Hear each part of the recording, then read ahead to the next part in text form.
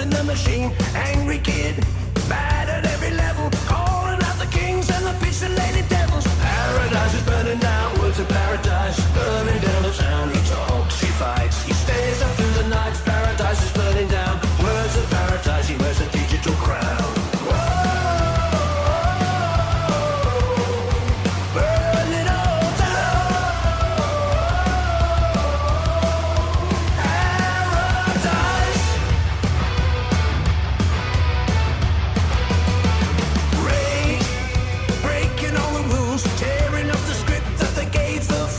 Logic fails, spilling out the truth, cracking every code of a wasted youth. Clicky heart, click and they subscribe, feeding on the heat of a manic tribe. Paradise is burning down, words of paradise, burning down the town. He talks, he fights, he stays up through the night. Paradise is burning down, words of paradise, he wears a digital crown.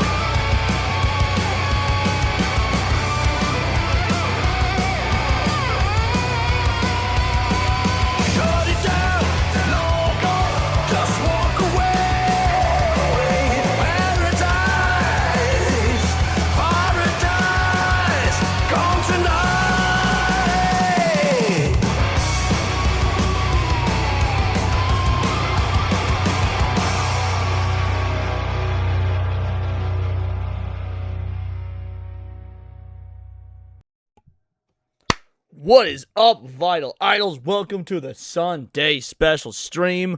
You legends made this happen. Thank you again for an incredible Friday show. And now that is just the new intro to all streams going forward. What can I say?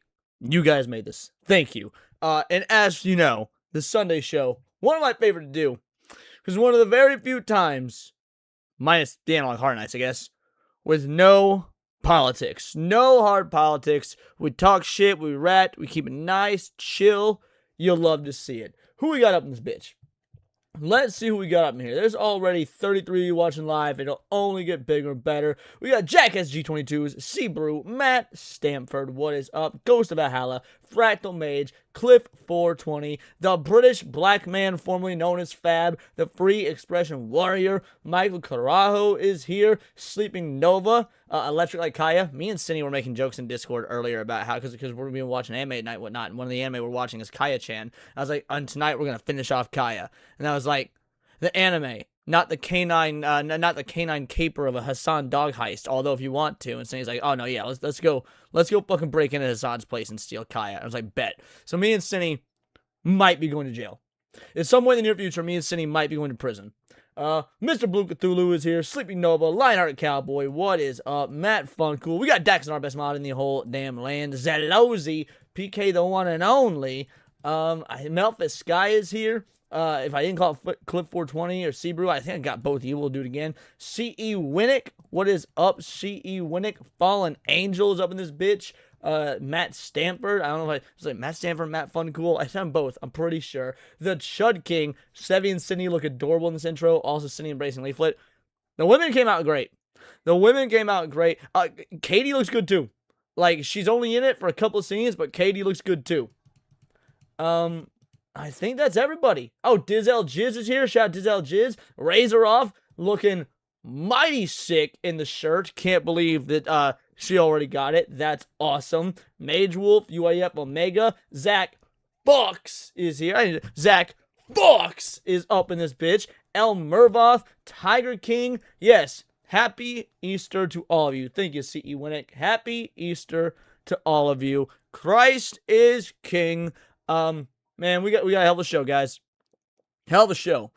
Not only do we have the Bakugo versus Reze Death Battle, not only do we have this new Skyebrows video, which I'm sure a lot of you guys have already seen because you watched Cine, but I haven't seen it yet. I haven't seen it. But we also got a few other videos to go over. We're going to be going for a few hours, right? We're going to be going for a few hours, probably around 3 or so at the very least. And before we get into any of that, we got something to go over. We got something to listen to. I want to give a shout out. You know, several of these have been made. But I've never actually played one on the stream. I've listened to them on my own. But Matt Funcool, or Matt Stanford, pretty sure it's Matt Funcool, made this. And if it is, yeah, Matt Funcool, it says right here. 10K, Let's Go Leon, Suno track. I've not heard this yet. And whenever you guys do these tracks for me, I want to start... Yeah, fair enough, Matt Stanford. Yes, if it was Crave, it's not me.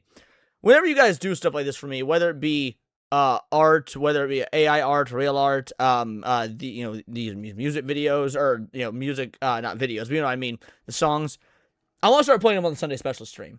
I do want to start playing them on the Sunday Special stream. So let's see how this goes. And I'm going to be judging the lyrics, because out the gate, I can already tell you, never used a secondhand laptop. I started on a PC out the gate like an adult. But you were correct about the webcam and a wobbly chair. You were absolutely correct about that part.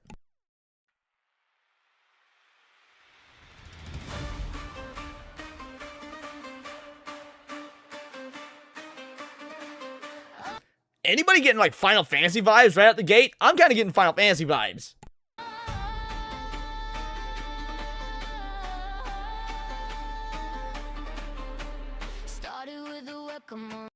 Female vocalist. We got a female. All right. Secondhand laptop, pixelated glare. Talking to the silence like a friend I knew. Hit upload anyway and I push right through. Yep, that part's accurate. Yeah, y'all don't know how many times I get a video done and I'm like, bro, this shit sucks. Upload anyway.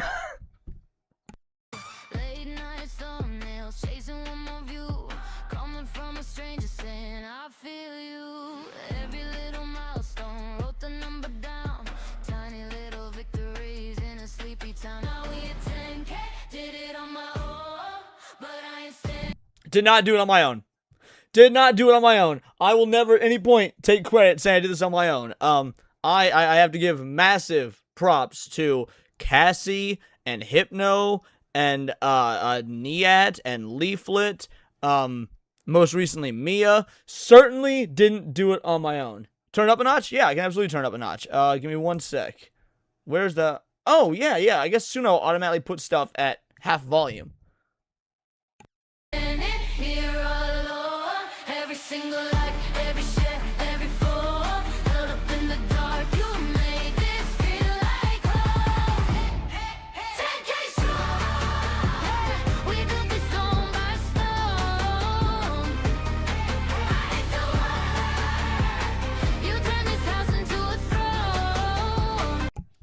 House into a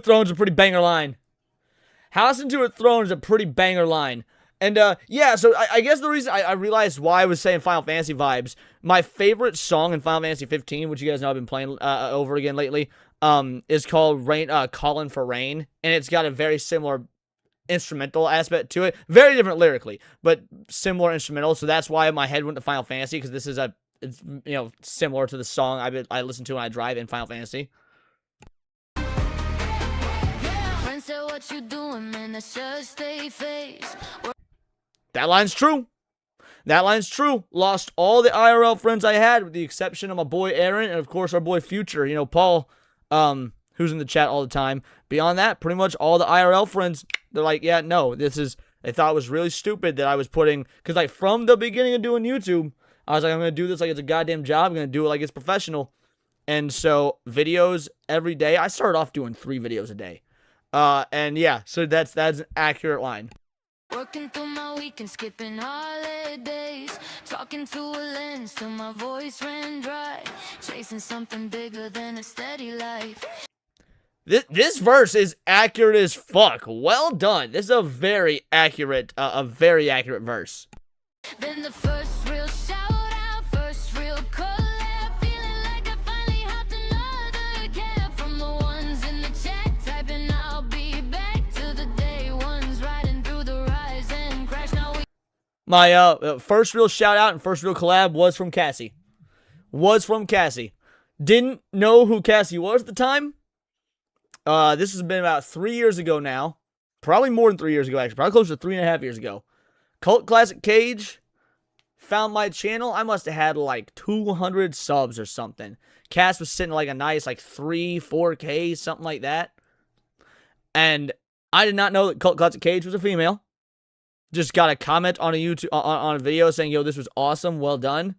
I checked out the channel and I was like, I don't know if this is a guy or girl. And Cassie and I started appearing on each other's shows. She was my very first guest ever on the very first episode of Countercast. Yep, the Tomboy Queen, Cassie and Jason Sandberg. And yeah, the rest went in history. And then Hypno, not too long afterwards, hit me up. Like within just months of Cassie finding me, Hypno found me. Back when Hypno was like 15,000 subscribers deep. Like it's so weird to think of that long ago. Because Hypno, I was like, how the fuck is this 15,000 subscriber dude finding me at like 700? Crazy times. at 10K, did it on my own, but I ain't standing here alone. Every single like, every share, every phone, held up in the dark, you and I can stand like you're alone. 10K strong, yeah, we built this stone by stone. I've been the one, you turned this house into a throne. To the homies who said keep going when the view stayed stuck at 10. Absolutely a real thing as well. Absolutely a real thing. Yeah, to the ones who would play every morning, you're the reason I can say it again. Now we at 10K, did it on my own, but I ain't standing here right alone. Every single like, every share, every phone, held up in the dark, you made this feel like home. 10K strong, yeah, we built this stone by stone. I'm in the one, you turned this house into a throne. Leon in the comments, so we still not done. Next stop, way past just having fun. From the bottom of my heart, through this little screen. 10K together, we're a bigger dream.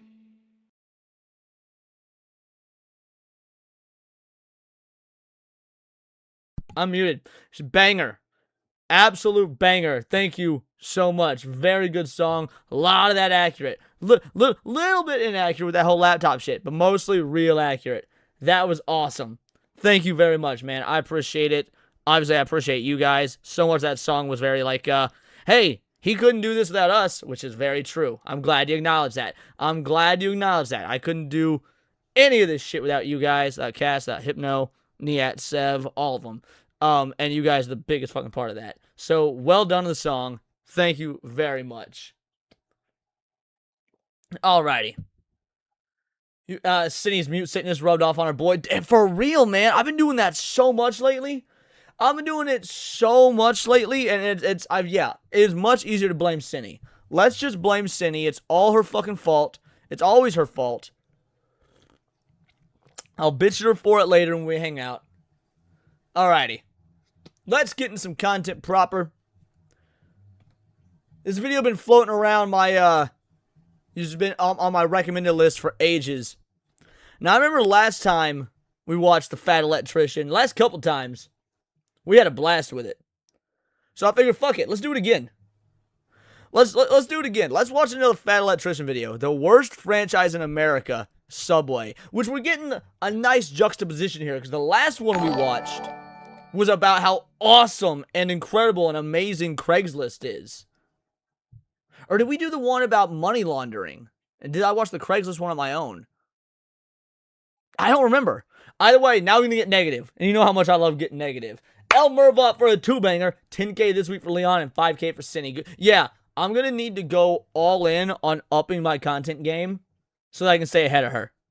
I'm going to get, I said to myself, oh, I'm only going to do like a couple of scripted edited videos a week. No, or a month, I mean. I'm probably, like, tonight after the stream, I'm going to start working on a script so that I can, you know, get it recorded and everything and edited, hopefully out Tuesday, just so that I can start putting out higher, better quality content so I can stay ahead of Cinny. Otherwise, she's going to blow the fuck by me. You know it's going to be good when I have to call my lawyer before I post the video. Today we're talking about Subway. Why? Because I went there for like the first time in 10 years the other day and they asked me for a tip at checkout, which annoyed me. So then I looked into it and then I found out that you can get hepatitis from a sandwich. That escalated so fucking quickly. First of all, I like Subway. I know I shouldn't, but I do. But here's the trick. Here's the trick. Because you don't want to eat the bread. Like, there's a reason the UK has that shit classified as cake. You don't want to eat Subway's bread, but you can get a protein bowl. You can literally just get a bowl of meat and cheese. And that's what I do. I'm not exaggerating, that actually happened, and it's like the tip of the iceberg, and to be honest with you, this is also the part where my lawyer explicitly told me to insert a disclaimer in this video. So here's Jake the lawyer, aka the Internet Esquire. Okay, here's the deal, Subway Group, now wholly owned by affiliates of Rourke Capital and formerly known as Pete's Super Submarine Sandwiches. My client, the Mr. Fat Electrician, is providing in this video true or substantially true information derived from reasonably reliable and publicly available material. There are no known falsehoods made, and any analysis of the material presented is made solely for the purposes of news reporting, protected commentary, or new understandings. In no way is this video or the things said by my client in this video in any medium now known or hereafter devised throughout the universe and in perpetuity in any way a sponsorship or endorsement of Subway Group. And any so-called conclusions drawn by my client as a result of the material are that of opinion, satire, or are otherwise accurate depictions preserved in their full context when not otherwise artistically interpreted for the purposes of valuable public commentary. And notwithstanding the foregoing, we reserve all right, title, and interest in and to the presentation of the materials presented in this audiovisual format, and with God as our witness, pray that no binders be bound against you as a result of this video. I'm Jake the lawyer, signing off. All right. Very good disclaimer. Ron Coleman can learn a thing or two. Shots fucking fired. But yeah, no. All right, let's get into it. One day, Leon will have a lawyer. You make a lot of assumptions that I don't have a lawyer. It just doesn't have anything to do with YouTube. In case you can't tell, this video is going to be unhinged, so let's just get the ad out of the way now, and then we can watch my blood pressure rise for the next 15 minutes straight. This video Alrighty. We don't skip ads here, baby. Let's go. is brought to you by Supremacy World War III, a free-to-play online PvP strategy-based game available on mobile and desktop. It is based on a Mr. Blue Cthulhu says Leon is white. Of course he has a lawyer. My man with a plan. World War III type scenario, which definitely isn't becoming more and more realistic every single day. You can pick your country and go off to war playing with up to 99 other people. Personally, I'm picking the United States because I enjoy winning, but hey, that's me. And Butter Framed in Gold nailed it. He's got an ex-wife. Of course he has a lawyer. Yes. Bingo. I have an ex-wife. Of course I have a lawyer. You nailed it. What up, Wiz? What up, Hypno? You can do whatever you want. You can go play as Iran. Maybe it's fun to lose your entire navy in like 45 minutes. We are not prepared for how unhinged. I know he literally said the word unhinged. I don't think we're prepared for how unhinged it's really about to fucking get. We're a minute and 54 seconds in. We have not hit the 2-minute mark. And shots have been fired at Ron Coleman. Shots been fired at fucking Iran. Literally and figuratively. Shots been fired at Subway. This is gonna be good. Again, I mean, seriously, if I had a nickel for every single time that a Republican TV star became the president of the United States and then orcas randomly started wearing dead salmons on top of their heads and then America destroyed Iran's entire navy in like a day, I'd have 2 nickels, which isn't a lot, but that's a really weird coincidence. Also, It's like poetry, it rhymes. Yes, I called that. They also just released their new officer update where you can unlock elite commanders that give your entire country unique abilities and powers and power-ups. Nothing, Rex Tiger King. I'm just talking shit because it's funny, because he's one of the only lawyers I know. Him, obviously Sevi, but she's a different kind of lawyer. My own lawyer. And I think those like the only 3 lawyers I actually personally know. So, Use my not code personally, down but you know below. what I mean. You're going to immediately unlock a free railgun, giving you a huge advantage right out of the gate. So go check that out. Let's get back to the video. All right, story time. I used to go to Subway every single day my junior, senior year of high school, and the entire time I was in college, I pretty much exclusively survived off of Subway and protein shakes. And this is back in the day when that Jared from Subway guy that lost a bunch of weight was still in every other TV commercial and plastered all over billboards all over the country. Yeah, whatever happened to that guy? Like, I remember this. I remember him being fucking everywhere. He was the spokesman. He lost all this weight, and he just sort of dropped off the face of the earth. And footlongs were $5. So when I went into Subway the other day for the first time in like 10 See, Brew, did you think I was being serious for a sec?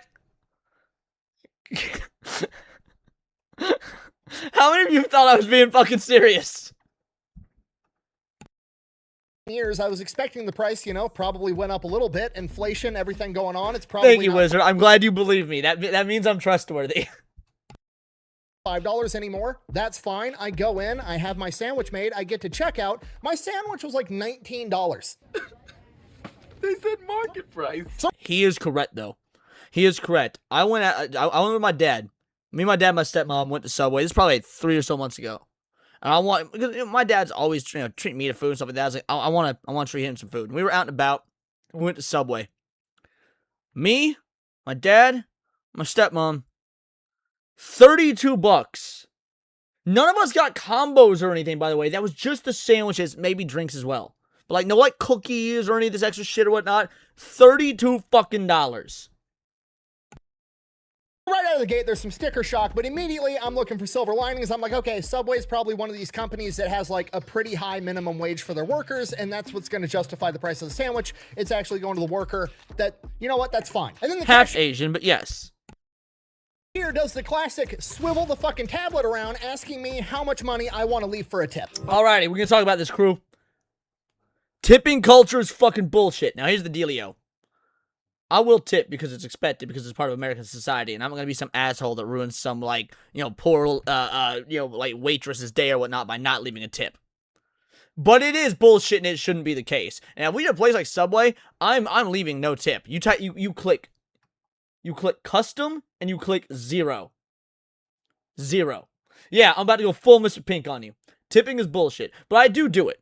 I do, like, especially if it's delivery. Like, I'm sitting there, it's like, you know what? It's cheat day. I'm gonna order some fucking Domino's. Some bitch has to drive the pie to me. I'm tipping him. And I always tip cash. Never tip on the machines. Never tip on the machines. I keep cash just for tipping. That way the motherfuckers don't pay taxes on it. Because taxation is theft. If you're going to exist in a world where tipping is mandatory, where tipping is part of the social contract, you fucking tip in cash. That way they don't have to pay taxes on that shit. Oh, you motherfucker. Immediately, I cave to societal pressure because I don't want this young lady to think I'm an asshole, so I leave a tip, I grab my sandwich, I go eat my sandwich. While I'm eating the sandwich, I'm just stewing. Like, I don't think I should have to tip the people that work at Subway. Not because I don't think, they provide a service, they did a good job, or, they deserve to make more money. They do, that's fine. But the company should be paying them more fucking money. I just paid 300% more money for my sandwich. Pay your employees more money. I understand Subway's a restaurant and, like, you tip people that work at restaurants, but it's not like I sat down. You don't tip people in restaurants like Subway. Like you tip people if they are giving you refills, bringing you food, coming to check on you constantly. Like you don't tip the motherfucker that you tell at McDonald's, hey, make sure my cheeseburger's plain. That motherfucker doesn't need a tip. They just press a button that says plain. You get your own goddamn refills at McDonald's. And yeah, I tip servers if they do a good job. I tip servers. Now, I will be that guy that if you did not do a good job, and this rarely happens, but it does happen, but I will be that guy. If you did not do a good job, I'm not leaving you a fucking tip. You don't get a tip just for existing at your job. You need to do your job the right fucking way. Then I'll give you a goddamn tip. a waiter Do I came tip out, took baristas? Yes, I absolutely tip baristas, and you always tip your bartender. You always tip your bartender. How well and how often you tip your bartender and whatnot dictates the expeditiousness of when you get like how you get your drinks. When we were in Florida, I was I think Tiger, was this with you? I think this is with you. Somebody bought me a drink. I'm pretty sure it was you that bought me my first drink. And the dude handed it to me, and right when I picked it up, it was my first drink of the night, so I wasn't drunk or anything. I had not had a drink yet that whole night. And I went to pick up the shot glass, and it just slipped right out of my fingers and spilled everywhere. And the bartender was like, "Oh no." And I was like, "I'm so sorry." And he got me another drink completely, just on the house to take care of because it was like a $12 shot or something like that. I tipped the dude an extra, I'd already tipped him $3. I tipped him an extra $10 for basically giving me the $12 shot. drink order, took my food Elmer order. bought for a 2-banger. I once tipped $1 and wrote server tips for a bad job. Based. Brought me my food. There was no service involved, okay? I stood there and told you how to make the fucking sandwich. I was the project manager on this sandwich, okay? As far as I'm concerned, I'm part of the team. Part of the crew, part of the ship. Part of the crew, part of the ship. At this point, I become convinced that some True point in the ass at past water with $1. Thank you so much, homie. Appreciate you. 10 years, all the big wigs at Subway got together in their headquarters in some secret underground layer underneath the volcano or wherever Subway's headquarters is, and they had a meeting, and in that meeting, they were like, okay, guys, we need to pay our employees more money. Option A, we can raise the price of the sandwich 300% and pay our employees more money. Option B, we can raise the price of the sandwich 300% and then we can add a tip screen. That way, when the employees are mad they're not making enough money, we shift the blame from us to the customers. You know, I love living in a capitalist society. I do. I love capitalism is beautiful. It's the way the world was meant to work. But shit like this pisses me the fuck off, son. Shit like this pisses me off. I'm sorry, you don't get to charge me 4 times as much for a sandwich and then also try to paint me as an asshole to the high schooler behind the cash register. It's not gonna happen. So now I gotta know everything. I start digging into Subway. What is... Grab a shovel. So once upon a time, 1965, there's a 17-year-old kid named Fred DeLuca, and he wants to go off to medical school, but he doesn't have enough money to pay for it, so he... Elmervoth, same. Actually, I can explicitly remember what year this was that it happened. It's 2022. It was 2022. It was July of 2022. My ex-wife and I went to Disney World. For our for my birthday. And we went to the Sci-Fi Drive-In Theater. Because I remember as a kid, my grandparents took me to the Sci-Fi Drive-In Theater. And it was the coolest restaurant in all of Disney World. All of Disney World. Coolest coolest restaurant. And Disney World got a lot of really cool restaurants. But the whole aesthetic is you walk in and you think you're outside at a drive-in. The fucking tables are like they're old 50s hot rods. It's always playing old school like 1950s sci-fi stuff. It feels like outside air. They've got crickets and whatnot. And it was my birthday. And the waitress was so on top of her game, so attentive, constantly bringing refills, constantly asking if we're okay, constantly checking on us, constantly making sure that my wife liked her food, all that. It's not like it was we were the only ones there. The place was busy. She was constantly there. She heard it was my birthday. She threw some shit in, which I'm sure is part of normal. But whether it's normal or not, the tab before tip was like a $200 meal because. It's fucking Disney World. Still tip that broad at 50. Still tip that because she was, to this day, I can remember what she looked like perfectly. The best waitress I'd ever had in my entire life. He's like, hey, my family has this rich friend. He's a nuclear physicist. He's got all kinds of money. I'm going to go to him and ask for his advice, probably secretly hoping that the guy's just going to offer to pay for my That's college. hilarious, Matt. To his surprise, instead, nuclear physicist guy is like, I'm not going to pay for your college, but I will give you $1,000 to start a sandwich shop, and me and you can go into business together, and then you can use the money from the sandwich shop to pay for medical school. And $1,000 in 1965 is like 20 grand today, so not an insignificant amount of money. So they open up Pete's Submarines, which is the original name for Subway, and for the first... I don't like that. I don't know what it is. That doesn't have quite the same ring to it. first couple of years, they don't really make any money, and a humongous problem they have is people keep calling to order pizza. Because apparently Fred DeLuca in all the radio advertisements has a thick New York accent, so when he says Pete's Submarines, what people hear is Pizza Marines. So that is one of those things that's so stupid, it has to be true. Like, I believe, I don't care if this is just part of, like, Subway lore. No, that's real. You will not convince me otherwise. Jekyll and Hyde restaurant in New York City. Man, when I lived in Oklahoma, there was a sub shop. There was a pizza and sub shop called Sam and Ella's. Sam and Ella's. Say it fast. Yo, where you want to go for dinner tonight? Sam and Ella's? Sam and Ella's? You're gonna get goddamn dysentery going for a fucking sub.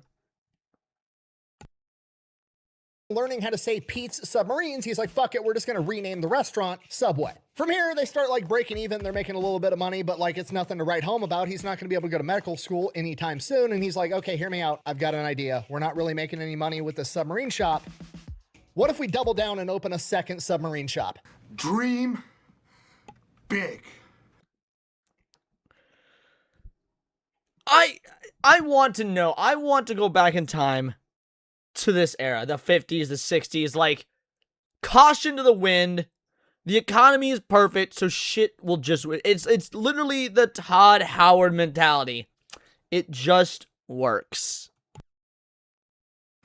Right? Basically, he uses reverse psychology into tricking people to come in to eat these sandwiches, because when he opens up a second location, people are like, oh my God, they're opening up second locations. They're expanding. They must be delicious. And he starts getting more business. Some of the best advice I've ever heard in my entire life when I was in the military was fake it till you make it. I knew he was going to say it. Yeah, it is perfect advice. For real. Live your life with a fake it till you make it mentality. You will be just fine. I've never eaten at Whataburger because when I got two people I know got food poisoning from there. Buddies of mine from Germany. Whataburger is the best fast food burger place, except for maybe In-N-Out. They fighting. But Whataburger and In-N-Out, kings. It's not even fast food. It's good food fast.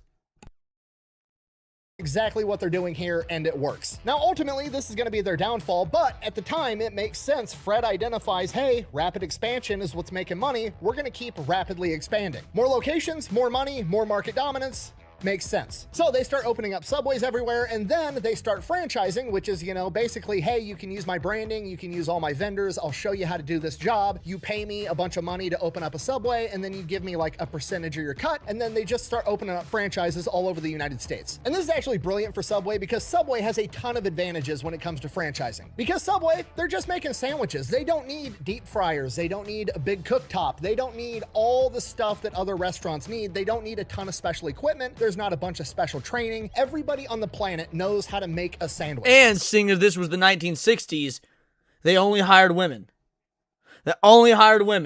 You walk in, make me a sandwich, because women innately know how to make a goddamn sandwich. You ever talking to a girl? I don't care how sweet she is. I don't care how base she is. I don't care if she wants to repeal the 19th. If she doesn't know how to make a sandwich, move on. So the overhead to open up a new restaurant is extremely low. You have to make it for a two-banger. Fake it till you make it is what the trans try to do. Yeah, but 42% of the time, they don't make it. Shout out. Thank you for the two-banger. Have to give employees is extremely low, and the amount of space that you actually need to have a functioning Subway is also extremely low because, again, they don't have ovens and deep fryers and all that other shit. Which also means that it's really cheap to start a Subway because there's not a lot of overhead, so you could open up a Subway for like $150,000 to $200,000, where competitors like McDonald's are like $2 million to open up a McDonald's. And this is where Subway's fixation with hyper expansion starts to bite them in the ass because, again, that's all they care about. That is also true, Black British man. 50s to 60s, even their quote-unquote fast food was way better for you, way healthier, the whole nine comparatively. More Subways. More Subways is the answer. More Subways equals more money. Typically, with a franchise, the franchising company, like Subway or McDonald's, is committed to making sure that their franchisees, aka their restaurant locations and their owners, are successful. There's a lot of ways that they do this, and one of the big ones is typically having territories. So, y'all ever heard that Mitch Hedberg bit about, like, opening up his own McDonald's franchise? They're like, I want to open a McDonald's franchise, but I want to be a stubborn McDonald's. People come in and be like, I want a burger. And he goes, nope. Well, we got spaghetti. Mitch Hedberg was the greatest, bro. Gone too soon. Chick-fil-A or That Stanford McDonald's Waffle will House was look my at a first job. city and be like, okay, this city has one McDonald's, it's big enough for two McDonald's, but we're gonna stick it on the other end of town so both of these franchises can be successful. Subway, on the other hand, doesn't appear to give a shit because remember, all they care about is having more Subways. More equals more money, so they don't care how close they get put together, and there's Subways across the street from Subways all over America. I used to do drugs. I still do, but I used to too. Exaggerating. In my small town in Iowa, there's 3 Subways, and 2 of them are in the same parking lot. One of them is in Walmart, and the other one is like 200 yards outside the front doors of Walmart as a standalone Subway. So obviously, they start cannibalizing each other's profits. They're literally competing with themselves. And that's not even the worst part. The overall franchise agreement, I've looked into a lot of restaurants to have franchising. This is the worst one by far. I would be shocked if it's not the worst one on the planet. Not only if you open up a Subway, will they let somebody else open up another Subway right across the street and cannibalize a lot of your profits, they also have like the highest franchise fee that I've ever come across at 12.5%, and a franchise fee is taken from gross revenue, not gross profit, meaning Damn! How the fuck is Subway still around? That's insane! Yeah, the before you even Starbucks take strategy, for real, Tiger King. Steak and Shake is just as bad as far as franchises? Well, it used to... Oh, how so? Steak and Shake's always been awesome as far as I can tell. Elaborate. all the costs of running this business, Subway's taken 12.5% right off the top. To put it into perspective, McDonald's franchise fee is 8%, so Subway's is 50% higher for a much simpler business. And that's not even the worst part. In the Subway franchise agreement, well, in every franchise agreement, really, there's, you know, terms where you can revoke somebody's franchise. Basically, like if a McDonald's... Steak and Shake, good. Steak and Shake is like godly tier. Steak and Shake is... You don't realize it's fast food because even though it's technically fast food, like they got drive-through and shit, it really just tastes like a diner, like an actual fucking diner. And also they use beef tallow again, which is awesome. I bought beef tallow literally yesterday. Paid $12.99 for a fucking jar of beef tallow. I can't wait to break into that bitch. Can't wait. Oh, dude, tomorrow or Tuesday, I'm making steak with beef tallow, baby. As an owner, they screw all the franchise owners. Really? I did not know that. Did not know that. McDonald's or a Chick-fil-A isn't living up to the McDonald's or Chick-fil-A name, they can take away the name so you're no longer a McDonald's or a Chick-fil-A so you don't ruin their reputation across the entire country. And Subway has the same thing. That's fine, but theirs is intentionally broad and they can basically take your location from you for a wide variety of reasons, and they've been taken to court multiple times being accused of nitpicking minor stuff to take over very profitable locations. Including in 2005 when they seized 2 Subways in Dallas, Texas from a lieutenant colonel in the Army Reserve who was actively on deployment in fucking Afghanistan. Now, that line alone might make me never go to Subway again. That's like some evil shit. That's some evil shit, son. Depending on what the takeaway from this video is, that could be the nail in the coffin, and we're only halfway through. Now, to be fair, I don't know what their justification was for why they seized the locations, but considering the fact that in 2009, Subway lost the court case to Good. Good. said lieutenant colonel because they deemed it illegal, I'm gonna say they weren't fucking good enough. But hypothetically, just for fun, let's just say they were good reasons. Subway corporate identifies 2 restaurants in Dallas, Texas that aren't living up to the Subway standard, and they're like, what's going on here? What should we do? Oh, the owner's on deployment in fucking Afghanistan and isn't there to run it appropriately. Should we A, step in and help during the most stressful time of their entire life, presumably? Or should we B, repo their businesses, take their family's livelihood, so that while they're also fighting a war, they can deal about their family back home and losing their business? Yep. Fuck Subway. Fuck Subway.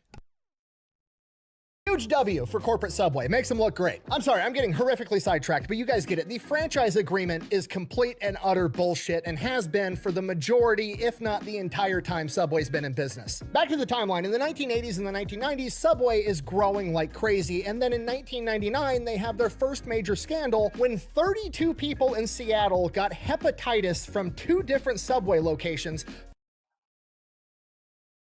Damn. That's... Y'all ever hear? And I told this story on, I think it was Zach's show. I could be wrong. About the Olive Garden herpes. Have I told you guys this story? Olive Garden herpes? I won't repeat it if I have. Unless y'all want to hear it. Olive Garden herpes was a thing. See how Washington that fucking tracks. Black Lives says, what? Slim Nose says, no. Alright. Y'all in for some story time. This is a true story. This is real. In fact, they didn't believe me when I told this story on Zach's show, and they fact-checked it live. Woman and her husband go to Olive Garden. She orders the chicken Alfredo. Or fettuccine Alfredo. What the fuck ever. Some kind of Alfredo. You can already see where this is going. She is a little, unenthusiastic about the amount of Alfredo sauce on her fettuccine Alfredo. She asked the waiter to take it back. Cook is not happy with this. The cook is not happy with this at all.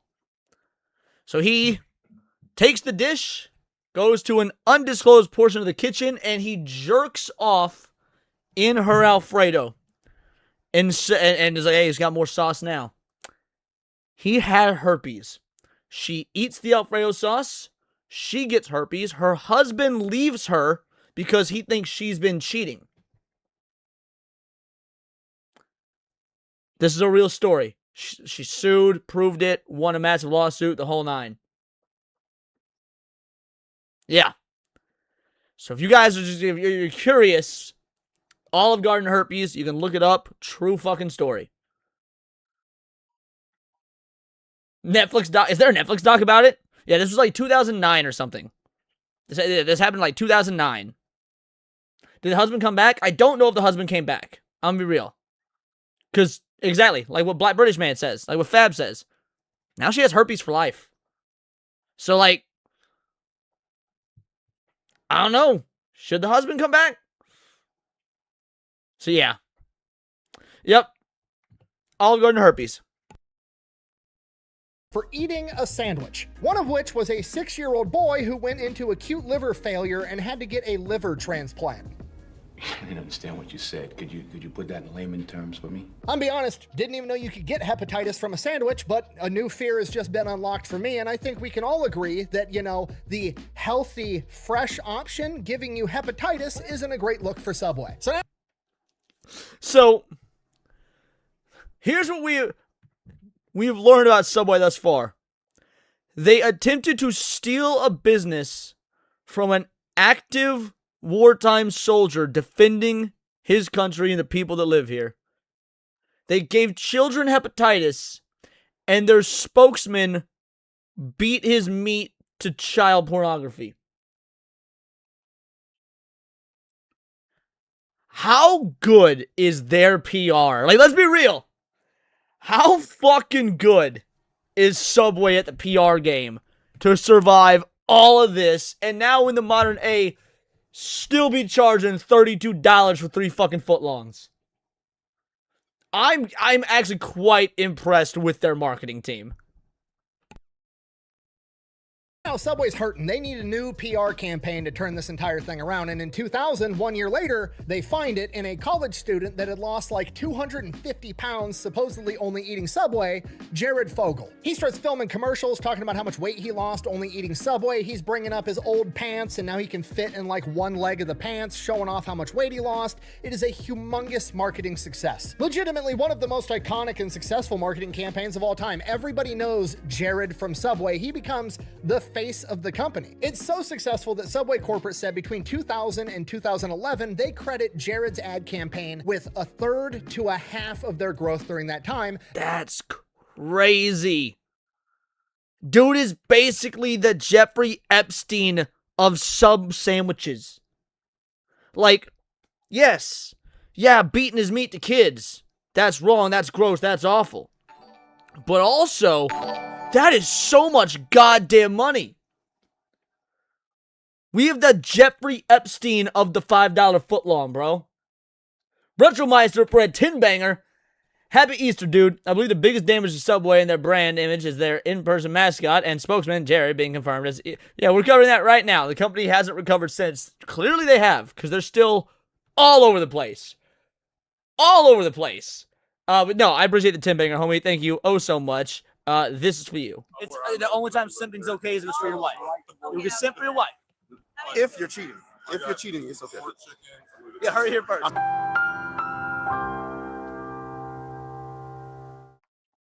Shout out. Thank you for the 10-banger. Years ago, I read a real-life story about a woman who intentionally tried giving 2 men HIV. One of them got lucky, but the other was given a death sentence. God damn. One of them got lucky, but the other was given a death sentence, pretty much. That is... Fuck. And during that time, they tripled in size. So you can't really argue with the results He lost weight so that they could triple in size. of this ad campaign. However, it's not something I would ever advise, having somebody off the street become the national spokesperson for your humongous company. Why? Because if they do some crazy shit, it's going to make the entire company look bad, and this is why most huge companies have a fictional character as their mascot. You've got Ronald McDonald, Burger King, the Michelin Tire Man, Tony the Tiger. They're cartoons. They're safe. They're never going to get pulled over for a DUI while they have a pile of blow and a hooker in the back seat. Like, I can think of a few cartoon characters that could. That would happen to a few cartoons. Didn't something similar happen to the guy that played Barney? Like, Hypno and I'm pretty sure we're talking about this during our Revenge of the Savage Planet playthrough. I don't remember if we were talking about this before we went live or if the conversation happened while we were live. But, didn't the guy in the Barney suit do some shit? Hey, no. that's the idea. ShamWow dude, cool as fuck. The ShamWow dude, Vince, he's cool as fuck, alright? That was a... he's had a bad moment. Vince from ShamWow just had a bad moment. And it was her fault, to be fair. It was the hooker's fault. Like, I know that we're not supposed to blame women and shit. But she kept biting him, and he kept saying, no, that's too hard and whatnot, and she wouldn't stop. So he beat the shit out of her. I think that's fucking fair and justifiable. By the way, Vince from I was about to say that, Fat Roller. Vince from ShamWow is based as fuck. Super anti-woke and shit. Yeah, Vince from ShamWow is awesome. And I'm sure you all know what I'm getting at, because in 2015, Jared Fogle ends up getting arrested and sent to federal prison for 15 years for, and I quote, illicit sexual conduct with a minor and having a bunch of illicit child material on his computer. He's getting out in 4 years, guys. He is getting out in 4 years. Unpopular opinion, 15 years, not enough. Okay, there's nothing funny about this, but the amount of just tragic irony and foreshadowing that the college student that got famous for fitting into a smaller pair of pants ultimately gets put in federal prison for trying to get in little kids' pants is... The joke was obvious, but it did need to be made. Sometimes it doesn't matter how obvious the joke is. It must be said. Horrific. Now, that happened in 2015. Luckily for Subway, they'd kind of been phasing Jared out as their head of marketing since 2008 when they came out with the $5 footlong. Again, I'm not saying a lot of positive stuff about Subway, but their marketing team is That's on what I point. said. That's what I said. The marketing team, son, is on point. They've got great fucking PR. We all remember $5 footlong. Because the $5 footlong also is one of the most iconic marketing campaigns of all time. I mean, we all know the $5 footlong jingle. $5 footlong. The only jingle that's ever been made that's better than that. Bro, this jingle lives rent-free in my head.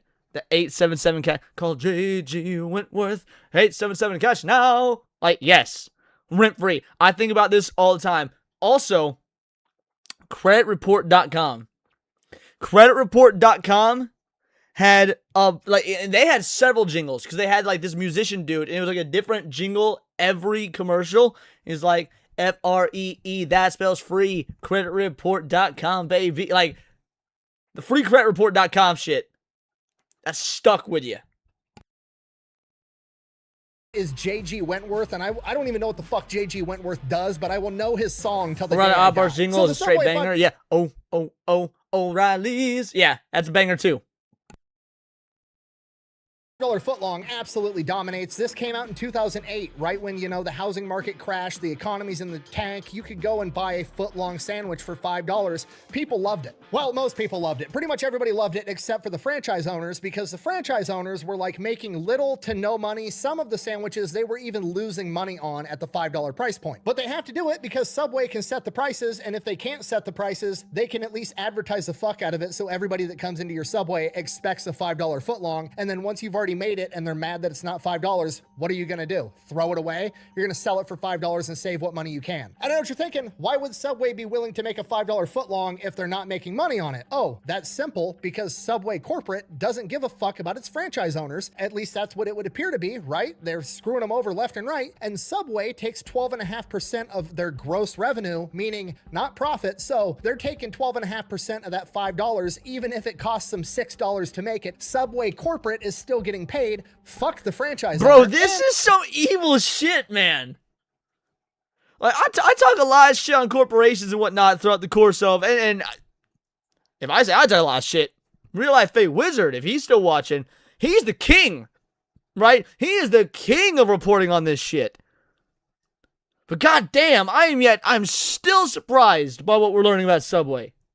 This is kind of the peak and then the downward slide of Subway, because the controversies just keep coming after this. First, they get busted because the footlongs aren't actually a foot long. People are walking in with tape measures, measuring them. They're 10 inches, 11 inches, not 12 inches. Okay, and I'm gonna kind of defend Subway on this one because this is a stupid complaint. It's the same amount of dough. They just didn't stretch it out enough before they put it in the oven. It's the same amount of bread, the same amount of calories. You're getting what you paid for. And that's really all Subway had to say. It was like, hey, sorry, the employee didn't stretch the dough out long enough before he stuck it. Is Jersey Mike what? Jersey Mike's okay. I think Jersey Mike's is a bit overrated, but they are still pretty good. In the oven, but all the bread is still there, and everybody would have been like, oh, that makes sense. That's cool. Do you think that's what Subway did? No, absolutely not. Here's the dealio about Firehouse. Firehouse has a few really, really good subs. Most of their subs aren't that great though. They got a couple that are like that. Oh man, they hit. But most of them, because they've got a huge list of subs, most of them aren't that good. Instead, they released an official statement on their Facebook that says, and I quote, "With regards to the size of the bread and calling it a footlong, Subway footlong is a registered trademark as a descriptive name for the sub sold in Subway restaurants and not intended to be a measurement of length." All this time, dude, okay, I want to reiterate. They have attempted to steal the franchise from an active duty serviceman while he's in Afghanistan. Their spokesman is fucking kids. And they've given children hepatitis. They have survived all of that. What happened here? They get a whole new PR team? A whole new marketing team? The fuck you mean? The thing that brings Subway down is that it's 10 inches or 11 inches instead of 12. People are more angry about the idea that's like, yo, our bread's not long enough than they are about Jared Fogle fucking kids. That's crazy. That's crazy. Sleeping over, remember for 4 months, dude. The Education Connection TV jingle was my fire, my guy.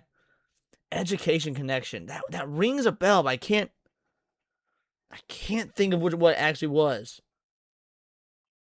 And yes, Dizel Jizz, corporatism ruins capitalism. I think that's a totally fair statement.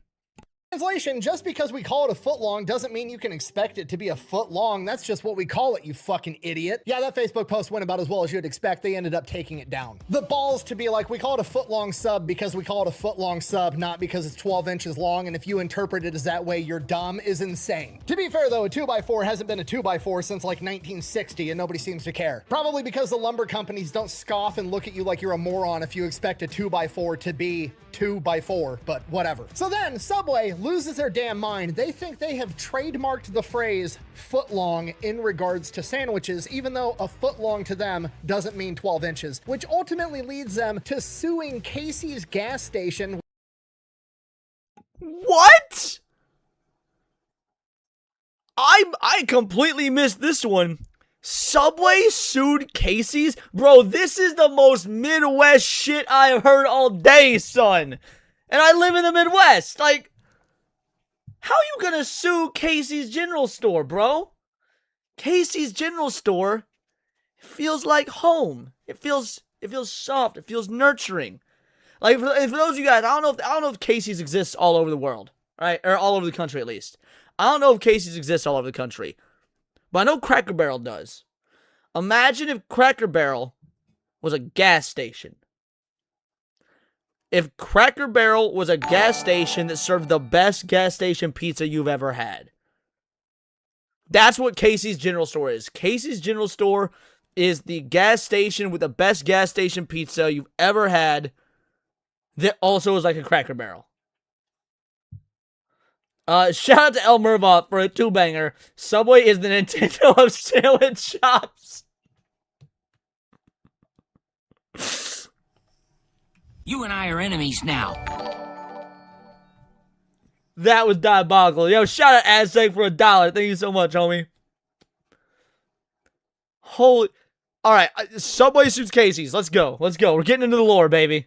Which I've done a video on. My favorite pizza on the planet is Casey's. See?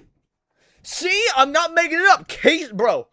Casey's General Store pie. Like, their breakfast pie. Their breakfast pie. It is like, it deserves the Michelin star, bro. And so, I used to go to Louisiana all the time, right? And anytime I was there, I would pick up this, what was called scorpion seasoning. It was this just super fucking spicy Cajun seasoning. And like, it wasn't name brand or whatnot. You had to go into some like little mom and pop shop in this one city, or this one actually small town even, that I used to go into, and they'd have like all their handmade jarred shit because it was a mom and pop shop, and like, so it was their own homemade brand. And I would buy scorpion seasoning, bro. And I would get me a fucking Casey's breakfast pie. On Wednesdays, it's buy one, get one free. Or no, sorry, not buy one, get one free. 50 cents or half off Wednesdays. So like, if a breakfast pie was normally like 13, 14 bucks, it'd be like $6.50, $7. So I'd get me a full fucking breakfast pie. Sprinkle this scorpion sauce on it. Bro, you have never experienced sexual ecstasy like you have when you eat a breakfast pie with scorpion sauce. I don't care if you were banging an 11 out of 10 woman. It's not the same. It's not, the pizza is better, bro. If you're gay, I don't have a comparative analogy because that's weird and gross and immoral, and it's Easter, and Christ is king, and gay people don't deserve rights or love. But if you're straight, the best sexual ecstasy you've ever experienced is not as good as Casey's breakfast pie on half-off day with scorpion seasoning. I'm gonna hit play now. Casey's gas station pizza. They file a lawsuit against Casey's because Casey's also makes sub sandwiches, and their 12-inch long sandwich they call a foot long. So Subway tries to sue them for trademark infringement on a fucking measurement. A measurement that they don't even abide by. Do you understand how fucking insane that is? That'd be like if I opened up a milk company and I sold, quote, gallons of milk, and I trademarked the phrase gallon of milk, and then I only sold you 3 quarts of milk, and then I turned around and sued the motherfucker actually selling you a gallon of milk. It's insanity. Obviously, they lost this fucking lawsuit because duh. So Subway's on its... Bro, Subway is just taking L after L, bro. Subway, you said that Subway was the Nintendo of fast food stores. No, you're wrong. Subway is the Vegeta of fast food stores, bro. Just taking all the L's. Down slump, and then they just lose all credibility as being healthy in the coming scandals. Buh! What do you mean it's not healthy? Jared lost 250 pounds doing it. Buh! Okay, Jared lost a bunch of weight because he was eating 2 6-inch subs a day, and they were mostly vegetables. He was eating like 1,200 calories. You can eat 1,200 calories of literally Matt Stanford's correct. Nintendo at least wins their lawsuits. That's true. That's true. anything and you're gonna lose weight. If you eat 1,200 calories of Slim Jims and M&Ms, you're gonna lose weight, especially if you're doing a bunch of cardio, chasing children at a playground like that sick pervert. In 2017, CBS, the news network, decided they were going to conduct a little study on Subway chicken. They went, they bought a sandwich, they took the chicken, took it to a lab, and found out that the chicken that Subway sells is anywhere from 40... What? What is it then? If it's only what is the other 46.4%? Also, didn't Taco Bell get busted for using horse meat back in the 90s? Or was that urban legend? Was that a rumor? Like, did Taco Bell actually get busted for using horse meat in the 90s, or was that a rumor? Someone in the chat, let me know. 42% to 53% chicken. What the fuck is... Yes, that's true. Bro, bring them back. Bring back those days. Who gives a fuck if it's a horse? Horses are eatable animals. Edible animals. Ain't nothing wrong with fucking eating a horse. Bring back horse meat to Taco Bell. Alright, like, Steak and Shake is bringing back beef tallow for their fries. Bring horse meat back to Taco Bell. The rest of it? Wait, let me guess. You trademarked the term chicken breast, and now if anybody assumes that a chicken breast is made out of chicken, we're obviously fucking stupid. Is that what it is? Thankfully, no, they learned their lesson. They did not go that route again. What they did was they're like, okay, we're fucking up. We're gonna make sure that the chicken is actually 100% chicken. No, I'm just kidding. McDonald's used kangaroo meat in the 80s, 90s. I don't know if that's true, but if it is, don't care. Kangaroo's good. I've had kangaroo. Kangaroo is good. If you guys have not ever had kangaroo, find yourself find yourself an option, some sort of restaurant or whatever where you can get kangaroo, or a nice butcher or whatnot. Kangaroo tastes good. So McDonald's be using kangaroo in the 80s, 90s. It's fine. Go for it. I do know that back in the 80s, McDonald's was sued over their term milkshake because there was not an ounce of dairy product in it whatsoever. Their entire milkshake had zero dairy. Zero milk, all shake. And so they had to legally stop calling it a milkshake. They turned around and tried to sue CBS. And yes, Gator's a top 3 meat for me. Gator's a top 3 meat of all time. I love Gator. For malicious news, and took them to court, and they lost again. Because as it turns out, it's not illegal to tell the truth. There is no way in hell that I am going to say... Oh, I'm really worried I'm going to say it. Then in 2020 in Ireland was instituting a new tax where they were going to, have to tax more on food made in restaurants, and Subway came to the table and they argued, well, Ireland has certain staple foods that you can't increase taxes on, and one of those staple foods is bread, and we make all of our bread fresh in our restaurants. We should be exempt from this tax. Okay, not a big fan of Subway right now. I'll admit it. I'll be up front. However, that's based. Yep, that's fair. Taxation is theft. Taxation is theft. Well done. That's a reasonable point, and Ireland agrees. And Ireland is like, okay, we hear you. Send some bread off to the lab, and we'll take a look at it. They send the bread off to the lab, and the Irish Supreme Court comes back and says, there's so much fucking sugar in this bread, you're not legally allowed to call this bread. I said this earlier, dude. I said this earlier. In the UK, it's considered cake. British black man for a 2-banger. Ain't nothing wrong with eating a horse. You're right. You're right. There's nothing. There is nothing wrong. I want y'all to look me in the eye. There is nothing wrong with eating a little horse. Horse semen's great. I'm digging horse cock. Is your cock a horse cock? You will never hear me say it, nay. Ooh, as I speak more. My favorite stallion I keep in my top drawer kinda goes hard though. 'Cause there is no cock like horse cock. Send your asshole into shock and eat horse. I don't know how. I had to. In the country of Ireland, you have to classify this as cake. You're selling cake sandwiches. And all of this just keeps coming out one after another after another. It's promoted by a pedophile. The franchises aren't making money. The foot-long sandwiches are only 10 inches long and they're not bread. They're made out of cake. Half the chicken inside the chicken isn't even fucking chicken. Obviously, it leads to the public perception that Subway isn't that fucking healthy. And while all this is going on, they get rid of the $5 footlong and jack the fucking prices through the roof and then add a tip screen at checkout. Needless to say, Subway's in the fucking tank. They've closed down 7,600 locations since 2015, and they're closing down hundreds, if not thousands of locations every single year, and they are on a humongous decline. And this might be one of the videos on his channel that ages better than any other. Not that I've never seen a bad fat electrician video. And to be fair, I haven't seen that many. I've seen like 4, 5, 6 maybe. But this might be like the best aged video he will ever do. Entire thing is just a textbook example of shitty leadership ruining an A-grade idea, because a Subway franchise was a golden idea, a brilliant idea. Super cheap to start up, didn't need any specialized equipment. Everybody that knows how to breathe and chew bubble gum can learn how to make a sandwich in like 5 seconds. It was so easy to make a ton of money, but instead, Subway corporate was like, we're gonna make as much money as possible and fuck over all the franchisees, even though they're on our team. All they had to do was be like, hey, we're gonna structure this in a way so that the franchisees are winning, then we're gonna win and everybody's gonna fucking win. But no, they took the easy way out to make as much money as they could, as fast as they could, and they didn't give a shit about anybody else, and it tanked the entire company. They ended up selling to Rourke Capital in 2024, which owns Jimmy John's and Arby's and a bunch of... Jimmy John's is great.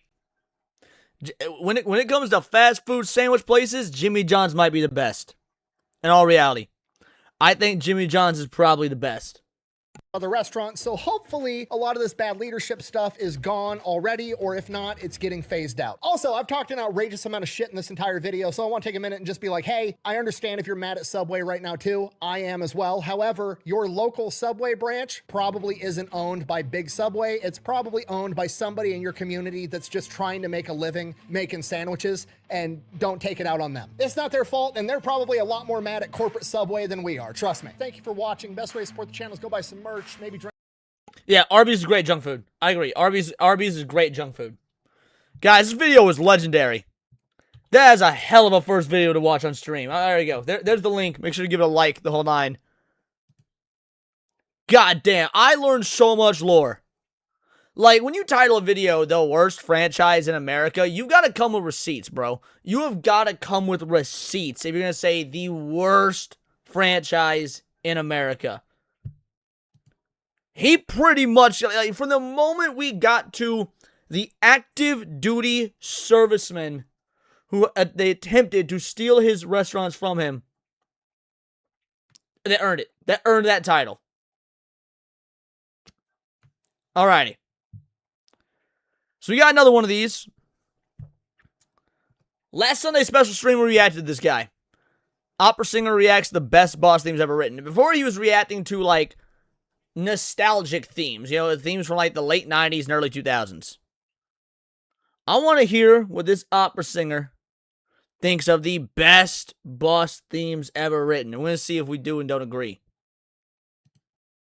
I'm a little tired, so you know what I think is going to get And no, I've not done No Fox Given yet. No Fox Given will be after this. me going? Some boss battle themes. Hey, my name is Marco, and I love talking about video game music from an emotional perspective after a decade on the stage as an opera singer. Let's dive into some of the best boss battle themes ever written. Starting with Final Bowser Battle from Super Mario Galaxy 2. Alright, so we're gonna be in some recent shit. Nice. Well, maybe I'm old. I consider this new. I consider this recent. It's not really, I guess. He went cue ball with this, and the last one. Oh! Has Daxy been watching Marco Meatball after the last Sunday special? Did Daxy start watching this dude's videos? Alright.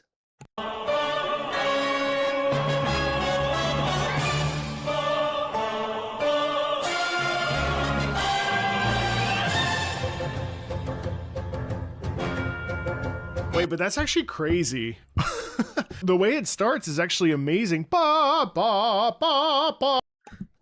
I mean, to be fair, you don't really get, at least to my knowledge, I guess with the Galaxy games you did, and it was the first time where like Mario went super orchestral and stuff. But it's not something you would have really thought about. I never would, if I was the guy in charge, if I was Koji Kondo, man that does the music. I haven't, but I enjoyed the last one, the little spat we had over his Donkey Kong commentary. Fair enough. Anyway, if I was Koji Kondo, I never would have thought, let's take Mario the symphonic route for the games. But it worked, dude. Super Mario Galaxy 1 and 2, like the instrumental slap for that. And it's kind of like paved the way for what the movies did. Love or hate Mario Galaxy the movie, because I know there's been all this discourse about it. I've said my piece on it. The music is one of these stars of the show. What they do with the music in that movie is fucking incredible. And it kind of started here with Galaxy. Priya! Wait, hold on. So I love that note is where we get the tension. Ba, ba, ba, ba, ba, ba. It's as if to say like, oh, it's Bowser. I love that feeling, actually. That's amazing. Oh, notice that it's all unison. So you have the choral unison with the piano. It's such a satisfying sound. Everything. No, I'm not in my 40s yet, but like anything after 2000, 8 is considered new in my head. Anything after, 2008 is new. It's like, oh, hey, Leon, you ever seen this anime? No, I don't really watch new anime. Homie, it's from, 2010. That was fucking, 12 years ago. 16 years ago. Oh. Kind of culminates and gathers together. It's really exciting.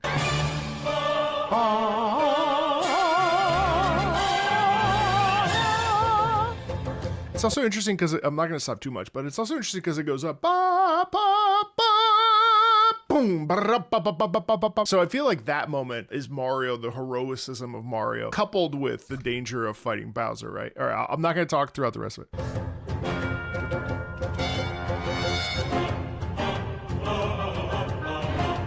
It's so grand and epic. There's none of the usual whimsy you get with Mario.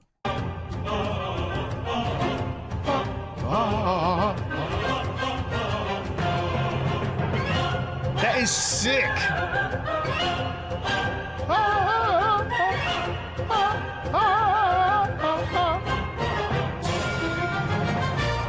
Close your eyes and listen to this. Are you thinking Mario?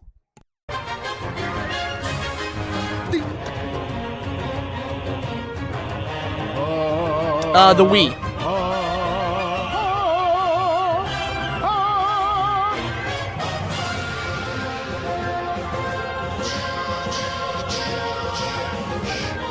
Wow. Holy hell.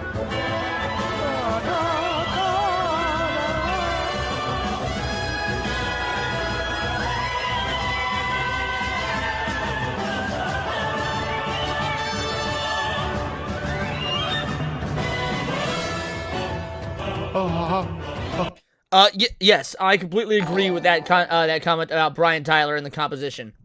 Golden Apples with a two-banger. I made some hard-style music for my game. Fuck yeah. You love to see it. AI in games, baby. I assume you use AI to do it. If not, I'm all for it. Let's go. Shout out Golden Apples with the two-banger. I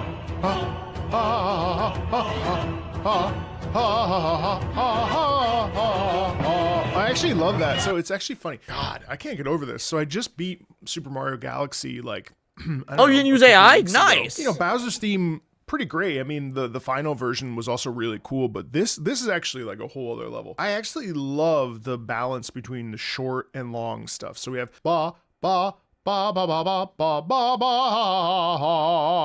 ra, ha, ha. So short, long, right? I feel like that breeds a lot of wonderful tension and really distress. But you know what's interesting is that all of it has still like a very bright, very Mario essence towards it. So it's interesting because it is Bowser's theme, the final Bowser battle, but it actually feels much more pointed towards Mario as this savior of the day, right? And I think like there's actually like a semblance of conviction in it, you know, like there's a semblance of like, yeah, you can do it, man. Come on, focus up. Like, it's very determined. It's actually interesting because a lot of these adjectives, determination, focus, strength of will, power, it's not abnormal, especially with final boss themes. Like, and oftentimes in my experience, having listened to thousands of pieces of video See, I've never really thought about it, but there's not a whole lot of final boss music that jumps to my mind. Usually it's, very specific. Like, sometimes, video games will have, like, a leitmotif that you see throughout the game over and over. Like, for example, Sonic the Hedgehog is great with leitmotifs. You've got, other times it's, like, there's always the nostalgia of, like, intro levels to video games. Mario is a prime example of that. Dum, dum, dum, da-dum, da-dum, da-dum, da-dum. Like, so, yeah, I'm curious, because I can't think off the top of my dome what some banger final boss musics would be. Seabrew with a 2-banger. You heard of a habitual line crosser? You'll love Buff. Man, I don't know what that means. Sorry, bro. I have no idea. Oh, sorry, I was late. Friends, fat. Okay, yeah, never heard of him. But shout out, yeah, just put videos in the recommendation queue. Music at this point. You get One Winged Angel is not. I don't consider that a final boss song, because that's Sephiroth's theme as a whole. Like, One Winged Angel is the Sephiroth theme, not just the final boss theme. Because we were talking about One Winged Angel in the last Sunday special stream. The things that are positive, pointed towards the character that you're playing as, pointed as the enemy's theme, and the energy in this is just really delightful. I mean, this is like so special to me. Hold on, I want to keep listening. You hear how punchy it is? It's just so punchy.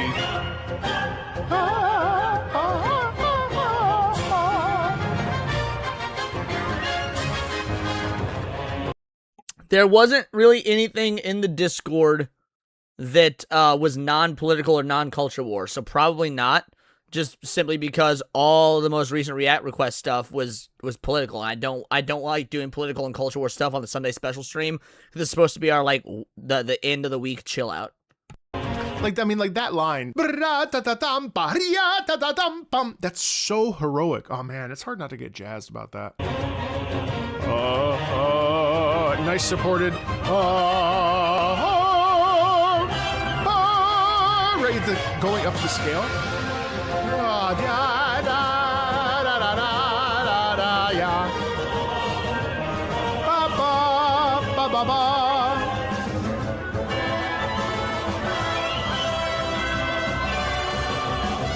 Yeah, Dax, post that, and assuming we have time, we might not end up reacting to this whole thing, because I need to be done by 10, because I have something I have to take care of. So what we might do is, skip through some of these, and that way I can have time to react to, because I want to make sure we get through the death battle. That'll probably take a bit. And then, the Skybrows song. But if we can get through this in proper time, then yes, I can do the Dragon Ball video.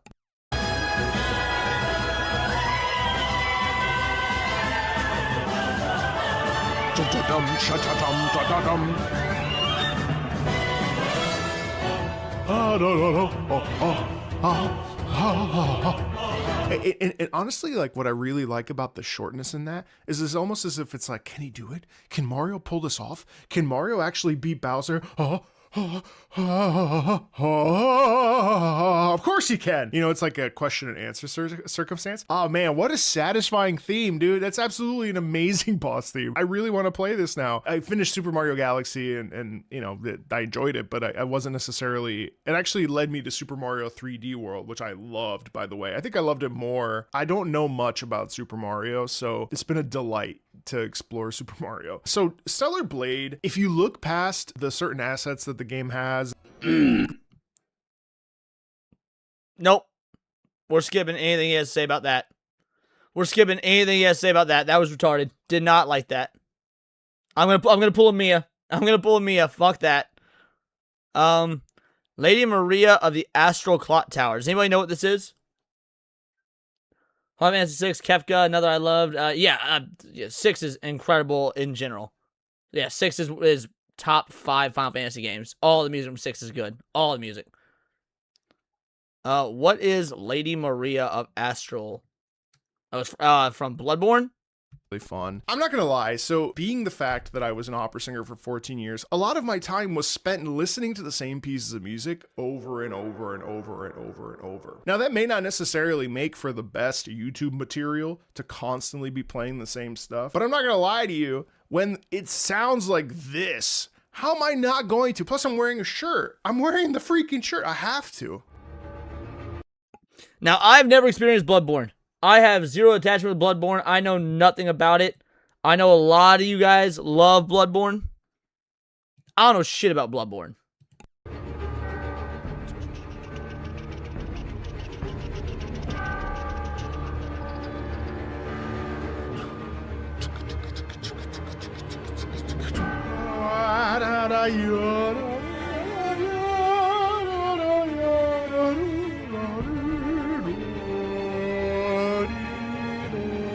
Oh, wait. So this whole first beginning, excellent. I actually think it's more excellent than the big, like, choral drop. Like, okay, so they're good to know there is going to be a big choral drop, because so far this doesn't sound like final boss music. think about it. And then out of nowhere come the strings, and there's this real press in the sound.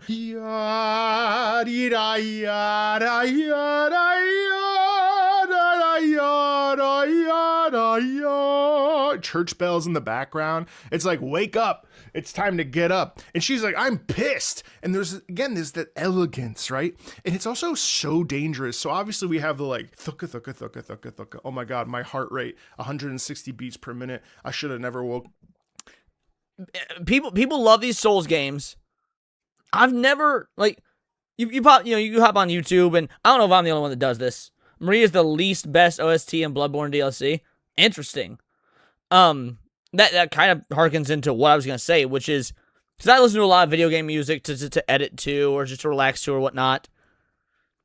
And Dark Souls music never comes in those compilations. Like, and maybe I'm just not listening to the right ones, but I never really hear Dark Souls style music in those compilations. So I just kind of assumed it doesn't have that great of music. Maybe not necessarily bad, but also that's not the draw, that it's forgettable. Maybe I'm wrong, though. Yeah, DuckTales on the NES. DuckTales on the NES. I actually have, The Moon, like that's the name of the song, is The Moon, or On the Moon, or whatever, as part of my Spotify playlist. It is one of the best video game soundtracks of all time. This lady up. Well, you did, you mother. You know what I mean? Like, and there's this real like sense of tension in that, of her like slowly pulling the sword out of her scabbard and saying, "What did you think was going to happen?" It's anger. And so I sing it back to you because do you feel and hear how connected all the little, like the vertebrae of that music are, right? Like there's an alignment throughout that, which is just so excellent. Listen.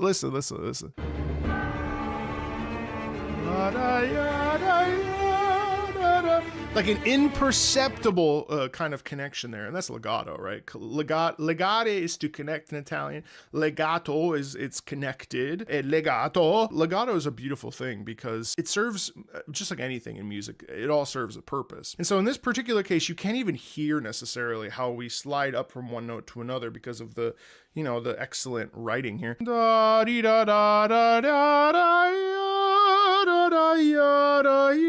There's a little bit of a slide, a little bit of a little bit of a taper down, and it's just so excellent at creating tension. It is very elegant. See, I want to get to the point where he says that like you get this big choral aspect. That's what I want to hear.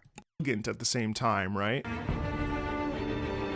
And then here you get this like focus on the analysis of the music, Dax. Like separate look at the dissonant harmony in the other violins. Well, the cello and the violin. And then they move up while the cello moves down. You feel how there's actually... See, I am not vibing with this as a final boss theme. Nothing about this screams final boss. He's playing the raw track from the concert? Maybe, but nothing about this feels like a final boss. It feels like in-game music that's not bad, but I'm not getting any of the sense of, like, finality from this. Like a build-up. There's a tumult in this. It doesn't say final boss. I just realized it just says best boss themes. Okay, that was on me. I assumed final bosses, but it's just boss themes in general. That one's on me. They're opposing forces, even though I think both of these represent Lady Maria. Actually, Thank I you, don't think Dax. this represents the hunter at all. But there's this inherent tension as one goes up and the other goes down. Those two voices really speaking to each other and sort of intermingling in their bloodlust, I guess.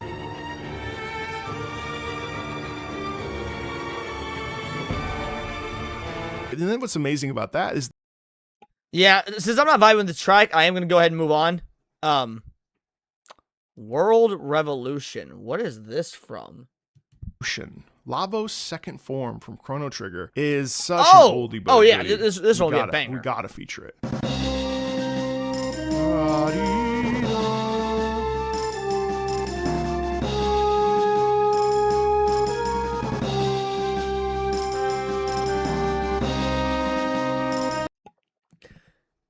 Like RPGs in the late 80s, early 90s, these JRPGs always had this very distinctive like what's the best way?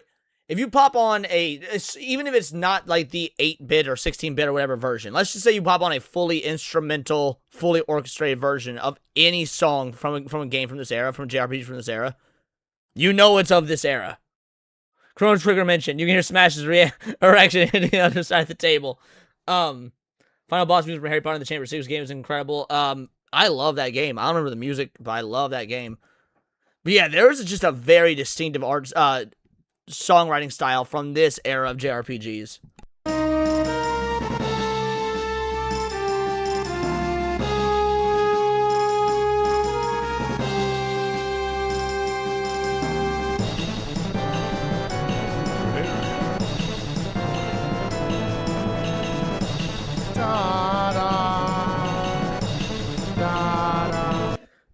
Ghost of Valhalla, if you like JRPGs, you'll love Chrono Trigger. It is truly one of the GOATs. Smash is not wrong to hold this game in such high regard.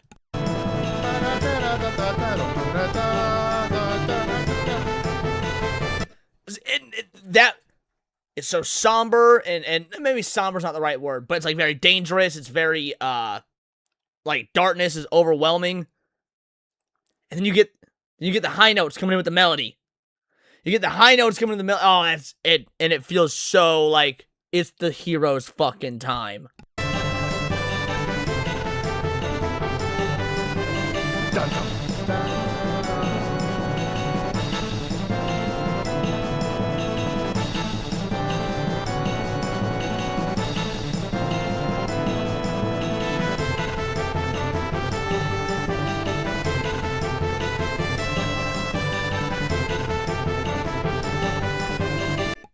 Isn't this just a Cell knockoff?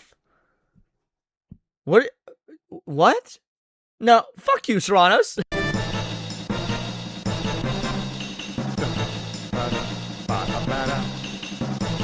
Over here just insulting the yeah, I know what you meant, Dragon Ball, because Akira Toriyama did the art for Chrono Trigger. But no. He does not look exactly like Cell. Hold on. If anything, he looks more like Cooler, but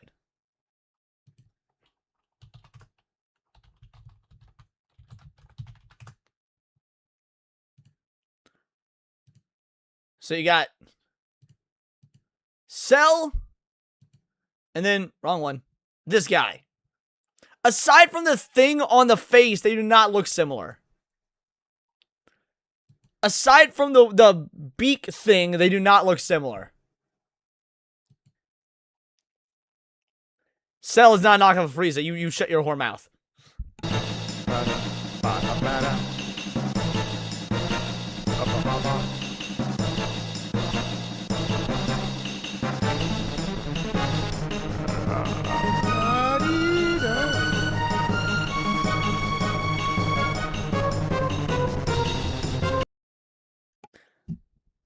Yes, Toriyama does have same face syndrome. Toriyama has the most distinctive art style in anime history, so ain't nothing wrong with repeating it. Ain't nothing wrong with repeating it. Went to a video game museum, they had a whole thing on video game music. That's awesome. Alright, so here's the dealio. Because of the honestly lack of care that I have after that Stellar Blade comment, and the fact that we've got other stuff we need to get to, and we only have about an hour and a half left, what do you guys say we go right to No Fox Given? What do you guys think? Should we just go straight to No Fox Given? Toriyama had some same face syndrome. Get the fuck out of here. Getting felted over the Cell comment? Yeah. Yeah, that Cell comment was out of pocket, son. That Cell comment was out of pocket. Skyebrows released a new video. No Fox given. 2 days ago. Y'all asked me on Neon Leon, hey, you gonna react to this? I said, no, we'll do it Sunday. We'll do it Sunday. So I know several of you guys have probably already seen this because Cindy reacted to it, but I haven't. Leon getting one modded? I don't even know what the fuck that means. We're hitting play. You know the drill, chat. I'm not super well versed with a lot of modern VTubers, so you're gonna have to help me out. I'm not even sure who this one is about. I assume Kershaw because Fox, but... Or is it just all the Fox girls? Is this just all the Fox girls?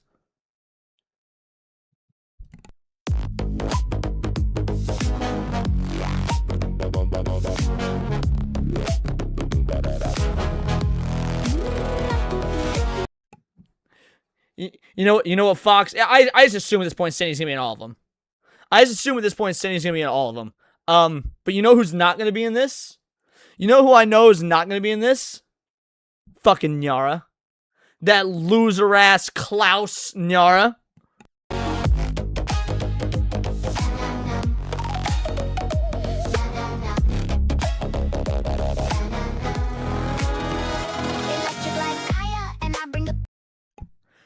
Opening up the song with Electric Light Kaya is holy shit.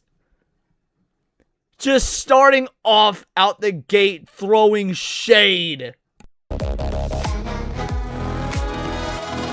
like Kaya, and I bring the papaya, racking up schmeats like a furry messiah. Slide your pride aside, my mission. Base department, simply love proposition. Okay. I ain't a furry. But there's no reason this has to be this sexy. There's no reason this has to be this sexy. And yes, I did catch Smugglana. That's the only one I've really recognized so far, from being honest.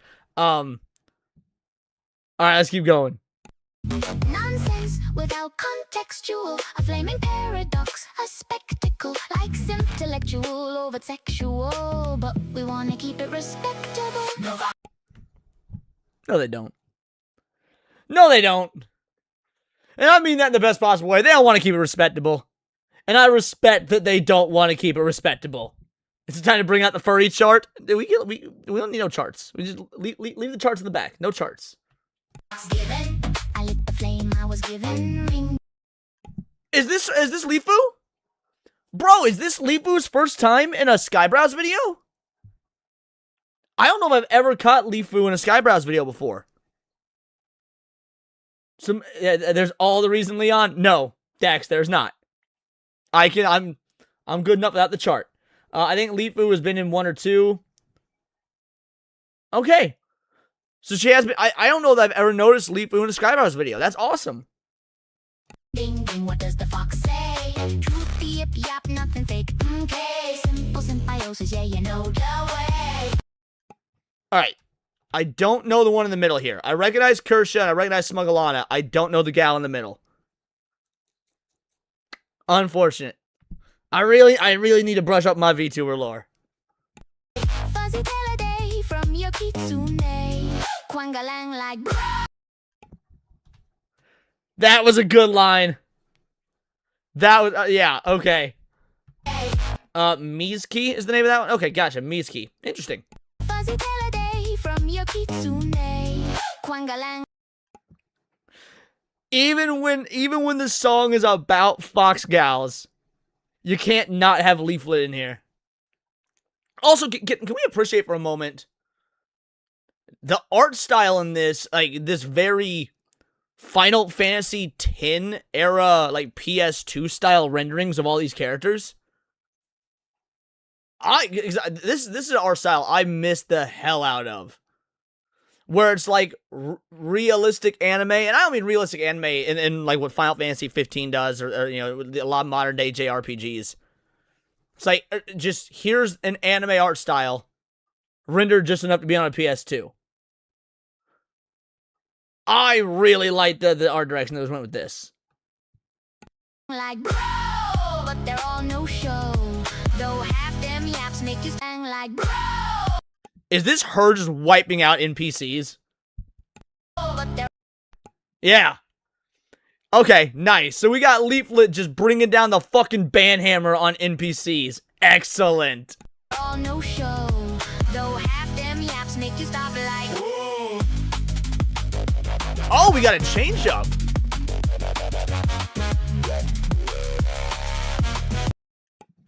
Yo, that's a vile looking Nux.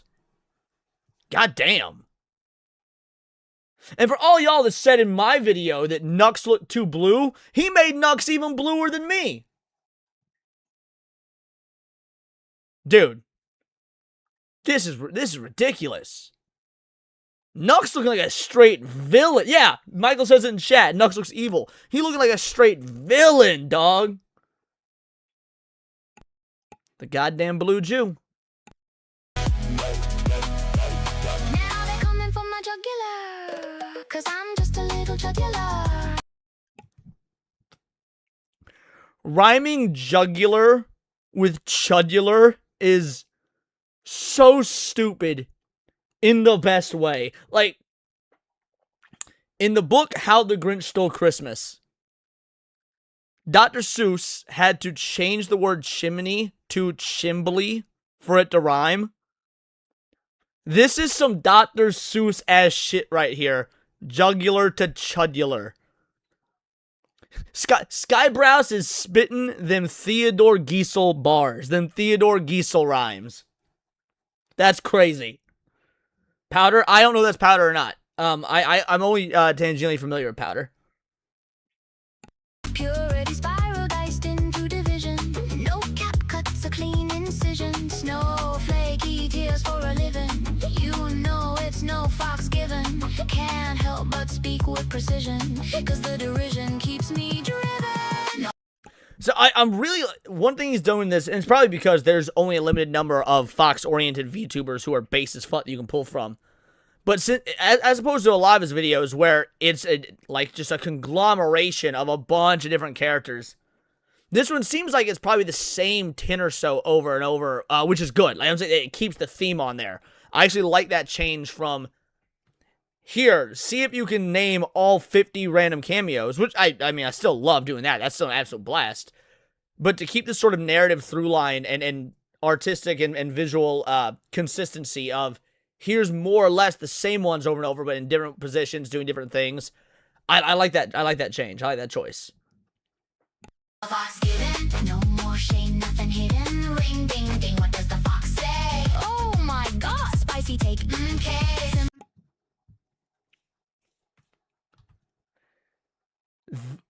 That was, oh dude, that K-pop Demon Hunters looking facial response.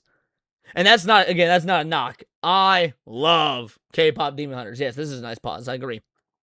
I love K-pop Demon Hunters. I think it's got an excellent art style, excellent expressions, the whole nine. So when she said okay and like her eyebrows and eyes all got bigger, that was super cool. Ding ding ding, what does the fox say? Oh my god, spicy take. Yeah, that's great. And this is a nice pause as well. I don't know if this is what you meant, but this is a nice pause as well. Okay, simple symbiosis, yeah, you know the way. Did I miss... Because I saw the simple symbiosis line earlier. Did I miss this said, you know the way? That's... Never let that meme die. When we were at MegaCon a couple weekends ago in Florida, there was a group of Ugandan Knuckles cosplayers. I wish I got a picture with them. I should have gotten a picture with them. There was a group of Ugandan Knuckles cosplayers. That is so fucking based. That is so awesome. Never let that meme die. K-pop's animation is mostly based on that. Well, it's not mostly based. It's the same animation studio, but deep. It's the same. It's not the same style at all. You're flat out wrong. Just so you know. And the animation techniques are the same. The animation techniques between Spider-Verse and K-pop Demon Hunters are the same, but the style is completely different. Art style is not the same as animation. So, just throwing that out there. They get more based each passing day. Quang-a-lang like bro, but they're all no show. Now, is this Skybrows himself or is this Elon Musk? Because I've seen how he animates himself, but and sometimes Musk seems similar. So are we looking at Skybrows himself or are we looking at Elon Musk right here? I didn't get to see Doe. Love the meme. Thanks to the Devil Artemis. The black one is Mizuki. That's cool to know, but I don't know who Mizuki is, so that doesn't really mean a whole lot to me. You know, oh, so I'm getting different answers. That one guy says Musk. Doberman says Skybrows. Matt Funkel says Elon. Retromeister says, looks like Adam Jensen from Deus Ex. It does. I think this is Elon because of the under the lips right here. Like, the way that's being done to show, like... Because Elon's got a very specific lower lip. So I think this is Elon. Though half them yaps make you stop like, It's not who you are, but Yo, we got a feature? We got a feature up in this bitch? Swapping to the male vocals? what you do. All that really matters is that you heard the fox who. The shoe fits and girls fits your. The shoe fits, and we got Shoe on Head coming up like motherfucking Kami Mommy Christ. Happy Easter. Yo, Zach Hillman with the 10 bangers says, happy 10K, bro. Thank you, man. I appreciate it. Thank you so much. Absolute legend. I appreciate the hell out of you. Yeah, can't wait for another What's Good Wednesday. I will finally be able to be coming back. Thank you for the 10 banger, brother. I would normally play a clip, but I don't want to interrupt the music video, so I will get you a clip after we're done with the video. This imagery is awesome. Kami Mommy Christ Shoe on Head is great. And the fact that we're reacting to this on Easter is even better. Happy Easter. We're counting you. The people are much weaker when they're split in two. lend your voice to what it must defend, cause truth don't bend like a passing trend. Sometimes Bro, that's a bar. Hold on, that was just a straight up bar. lend your voice to Lend your voice to what it must defend because truth don't bend like a passing trend. That might be the most sickest fuck line we heard in this song so far. Like, take out the visuals, take out the fact that everybody recognizes the VTubers. If I just heard this in a rap song, just this line right here, that is a banger, dude.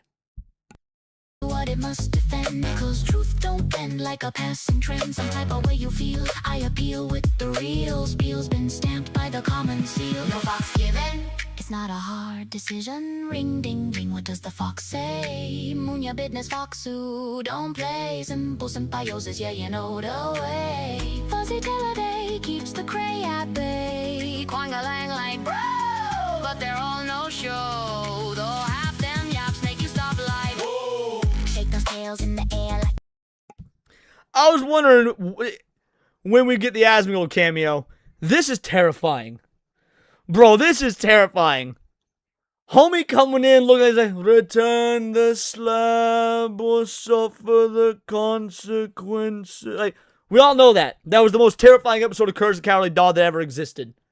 I put that core memory back in y'all's noggins watching, and you're all me like, Leon, why the fuck did you do that? I'm not going to be able to sleep tonight. This is it's awesome. It looks cool. It's also fucking terrifying. the fox don't care, loud and proud and going nowhere. Just when you feel you're falling behind, what the fox unlocks is a fabulous find. Based or just based, what's real in life? If the truth cuts deep, that's the price of the knife. Stand tall, grind sharp, bow, pie and spine. No hurt in the fog, bright side, clear mind.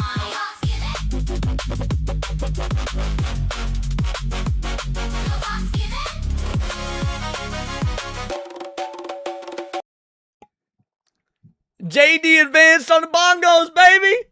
JD advanced on the bongos. Yeah, that one guy says, I repressed that memory. Not anymore. I brought that shit back to the top. No fox given, keep it real and never fibbing. Ring ding ding, what does the fox say? Little man hungry, running stream today. Simple symbiosis, yeah, you know the way. Serve it every day, the media fillet. Quang-a-lang like bro, but they're all no show. Though half them yaps make you stop like There's Skybrows. He can't not be in his own video. Nice.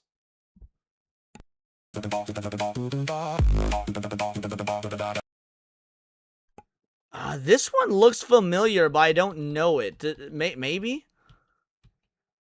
Someone care to enlighten me? Who is this?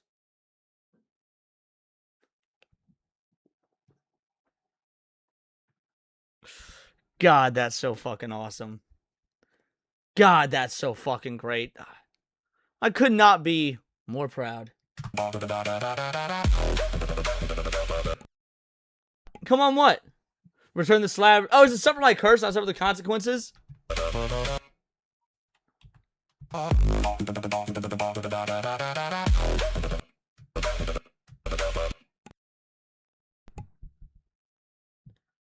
I feel like if I gush too much, it'll go to her head, man.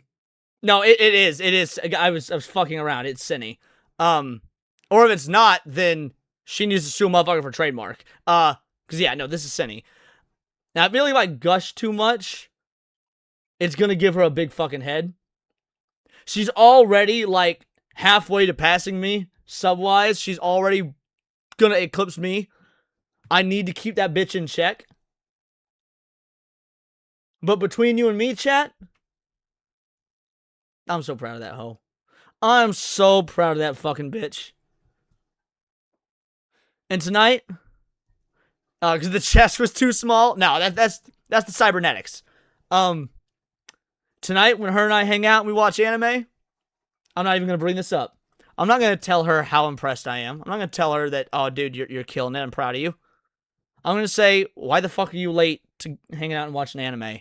Oh, you're hanging out with Mama Akko. Oh. No, I'm so happy for her. I'm so goddamn happy for her. She deserves every bit of this. Every bit. Gotta give for the grift. Wow. Bringing up the term grift when our girl is on screen is diabolical. That is straight up maniacal. I'm always telling Cindy to grift harder. Oh, every day. She's like, oh, I don't know. Like, I'm gonna be real with you guys. I'm gonna be real because I know all y'all love Cindy. This is exactly why I tell her. I'm gonna keep telling her this. I tell her to stop fucking talking to you guys. I tell her to stop fucking talking to you guys. Stop reading every comment. It was like, if you want supers, if you want to grift, they ain't gonna send you a goddamn super chat if they know that you're gonna read their comment anyway. She needs to be ignoring you dumb broads, ignoring you assholes, ignoring you dicks. All of you. It needs to be a privilege to hear her read what you have to fucking say. A gift for the grift. Dude, this is awesome. Love the subs and the lift. Rolling. And the lift. I don't know what he means by "in the lift," but I know what I want him to mean by "in the lift," so we're just gonna roll with that. Stacking those slow. I'm acting like a VTuber manager. Y'all know that I used to be in fucking management in the production and management or booking and management in the music industry. So yeah, whenever Leon would take his own device, not on these streams. Sunday special streams are more just to chill and hang out with you guys. I do take my own advice on Countercast and Neon Leon. If you notice, I only read what I find to be the most interesting comments on those two shows. Those two shows, it's like, nope, I'm not commenting on shit you guys say unless you pay me to do it. Like prim and proper paper scripts out of control. It's vertically divided, that's fine. Redefine. Using your mind doesn't make you unkind. Slip the high from the edge and back from the ledge. So I get what they're going for here, like the Gear 5 and everything, but I don't know who these characters are. Yeah, the Sunday stream is the gift of the grift, because we grift so hard on Friday, the Sunday stream is the gift, exactly. No, I know Pippa, who's the One Piece, who's the Luffy. Because yeah, I know the Penguin's Pippa. That's Hassan. Oh, that breaks my heart. Hassan ain't no fucking he doesn't have the will of D. He just takes the D. Cancelled cancellation, now we're flying full-fledged. No fox given. You know we got the golden ribbon. Ring ding ding, what does the fox say? Lines are all nines. Sit and watch me slay. Simple symbiosis, yeah, you know the way. Fuzzy killer day sweeps decay away. Quanga line like bro, but they're all no show. Though half them yaps make you stop like.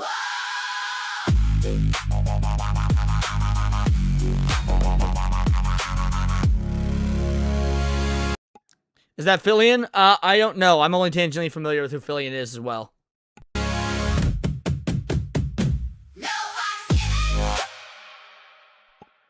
That was fucking awesome. That was awesome. Obviously, I'm dropping this to you guys in chat.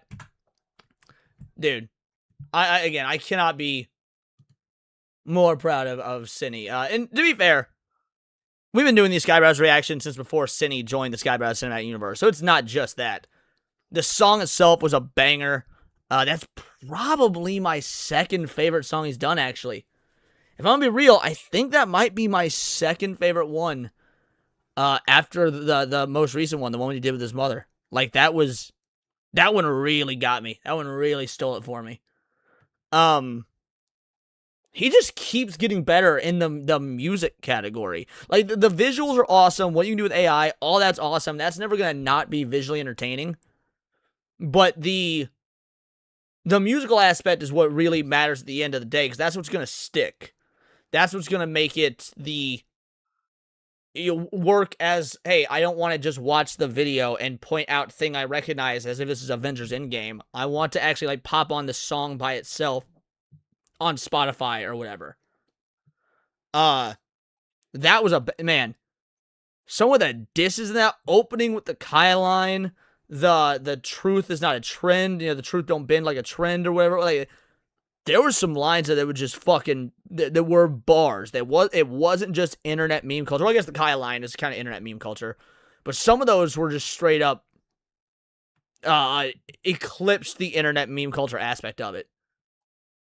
So yeah, all in all, great video. Great fucking video. Well done. Well deserved. Make sure you guys give a like, sub, the whole nine. Have I seen the others? I've seen several. I mean, I don't know what you mean. I literally said we have done several of these Skybrow reactions. And love it. I saw your comment that you liked my music video. Thank you so much. The Burning Paradise one. Thank you. That was so much fun to make. I'm not near to the level of like Skybrows and Leaflet and whatnot, but it was very fun to make. It took me like somewhere between 25 and 28 hours to do that. I stayed up for 32 hours straight working on it. Alrighty. I don't know how long this battle is going to take us. So I don't know if this is the last video of the night or not. Bakugo versus Reze. My Hero Academia versus Chainsaw Man. We always react to death battles. We always react to the death battles. Now, what's interesting about this one is, I don't fucking care. I don't like Chainsaw Man. And while I like My Hero, I don't like Bakugo. So I'm coming to this like not from necessarily a fan perspective either way. Now, to be fair, I do like Reze as a character. But since I don't like Chainsaw Man, it doesn't really matter. No, UAF Omega, I was being facetious. We all know it's Cinny. I was being facetious. Y'all thought that I didn't know what happened to Jared Fogle? Now y'all think that I didn't recognize fucking Cinny? Either I'm really a good actor, or you're all fucking retarded today. Anyway. Well, look who's here.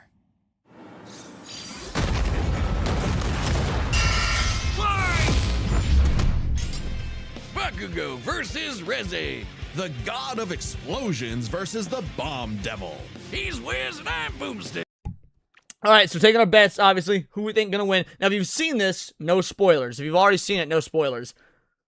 Who do you think is gonna win? Who do you think is gonna win? Because honestly, I want it to be Reze just because even though I like My Hero more than Chainsaw Man, well, I don't like Chainsaw Man at fucking all. Even though I like My Hero more, since I don't like Bakugo, I want it to go to Reze. I want it to go to Reze. And it's our job to analyze Or their Reze, weapons, however armor, you pronounce and it. I skills watched that shit in Japanese. to find out who would win a death battle. Ah, Wiz, there's nothing like the smell of napalm in the morning, the rush of the shockwave, the flash of combustion. I love it when stuff goes boom. And no one knows that feeling better than Katsuki Bakugo. When your name literally means powerful bomb, it's no wonder he was born with the quirk Explosion. It lets Bakugo create humongous kabooms from his palms. I could only dream of having hands that rad. Quirks are genetic superpowers that most humans are born with. Bakugo inherited his quirk from his parents. Specifically, it was a combination of his father's combustible acid sweat and his mother's Reze is overexposed. I'm annoyed to see her.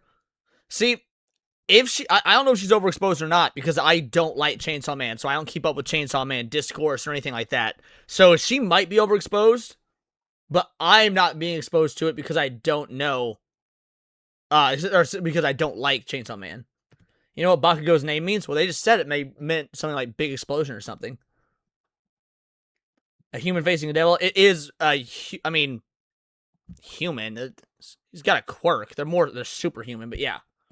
glycerin skin secretions. Making Bakugo sweat basically like nitroglycerin. And the more he sweats, the bigger the booms. His parents basically made the perfect kid, absolutely oozing with shonen main character energy. Bakugo felt similarly, so much so that he started bullying his childhood friend who happened to be born without a quirk. Good, based. Fuck that little kid. If we're in the My Hero universe, Deku's the equivalent of a retard. Deku is the equivalent of, like, having Down syndrome. He's born broken. We don't need little fuckers like that around. Evolution be making its choice. Bakugo made the right decision. Bully the fuck out of Deku. Deku sucks. I'm trying to figure out why I like My Hero, because I just realized I don't like Deku or Bakugo. Deku fucking sucks, bro. Explosive wild person who overcomes himself. Damn, that's awesome. That's a hell of a name. Explosive wild person who overcomes himself. Okay, he's kind of a snot-nosed turd sometimes, but come on, Wiz! The kabooms! They're so cool! Quirks are a natural biological feature of a person's body.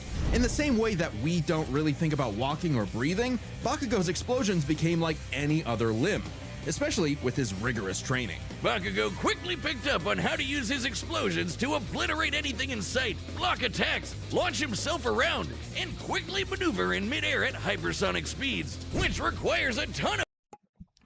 Hold on. ...around, and quickly maneuver in midair... Now, there's a character I like, bro. There's a character I like. Boy, Todoroki. Todoroki is a fucking beast, bro. He's cool, he's calm, he's collected. He's got daddy issues, but they slowly get resolved. Yeah, of the kid characters of Class 1A, Todoroki is absolutely better than Deku and Bakugo. He's not really an emo boy. I think that's a little unfair. He's not really an emo boy. At hypersonic speeds, which requires a ton of focus and on-the-fly calculations. And despite getting... And to be fair, I actually like Endeavor more. Endeavor hate is bullshit. Endeavor is one of the best characters in the fucking show. I love Endeavor. Endeavor is awesome. This incredibly dangerous quirk when he was 4, he somehow never killed himself or anyone else that we know of. Bakugo was truly a prodigy, destined for greatness. And his only goal was to surpass Japan's numero uno superhero and his personal idol, All Might. In Bakugo's mind, the only person who wins no matter what. Absolute victory. No problem for the main... And All Might lost to Guy Sensei. Completely accurate and justifiable. Fuck. Oh, no, I don't actually have much of an issue with All Might, but Guy Sensei is better. Character. Except Katsuki wasn't the protagonist that he thought he was. That would be Izuku Midoriya, the quirkless child Bakugo bullied. In truth, he was threatened by Izuku's tenacity despite being quirkless. Really? That crybaby's the main character? Well, Bakugo's inferiority complex would only get worse when Deku somehow landed a quirk that was just as cool, and both were accepted to the same superhero high school, UA High. There, he would learn to be a superhero.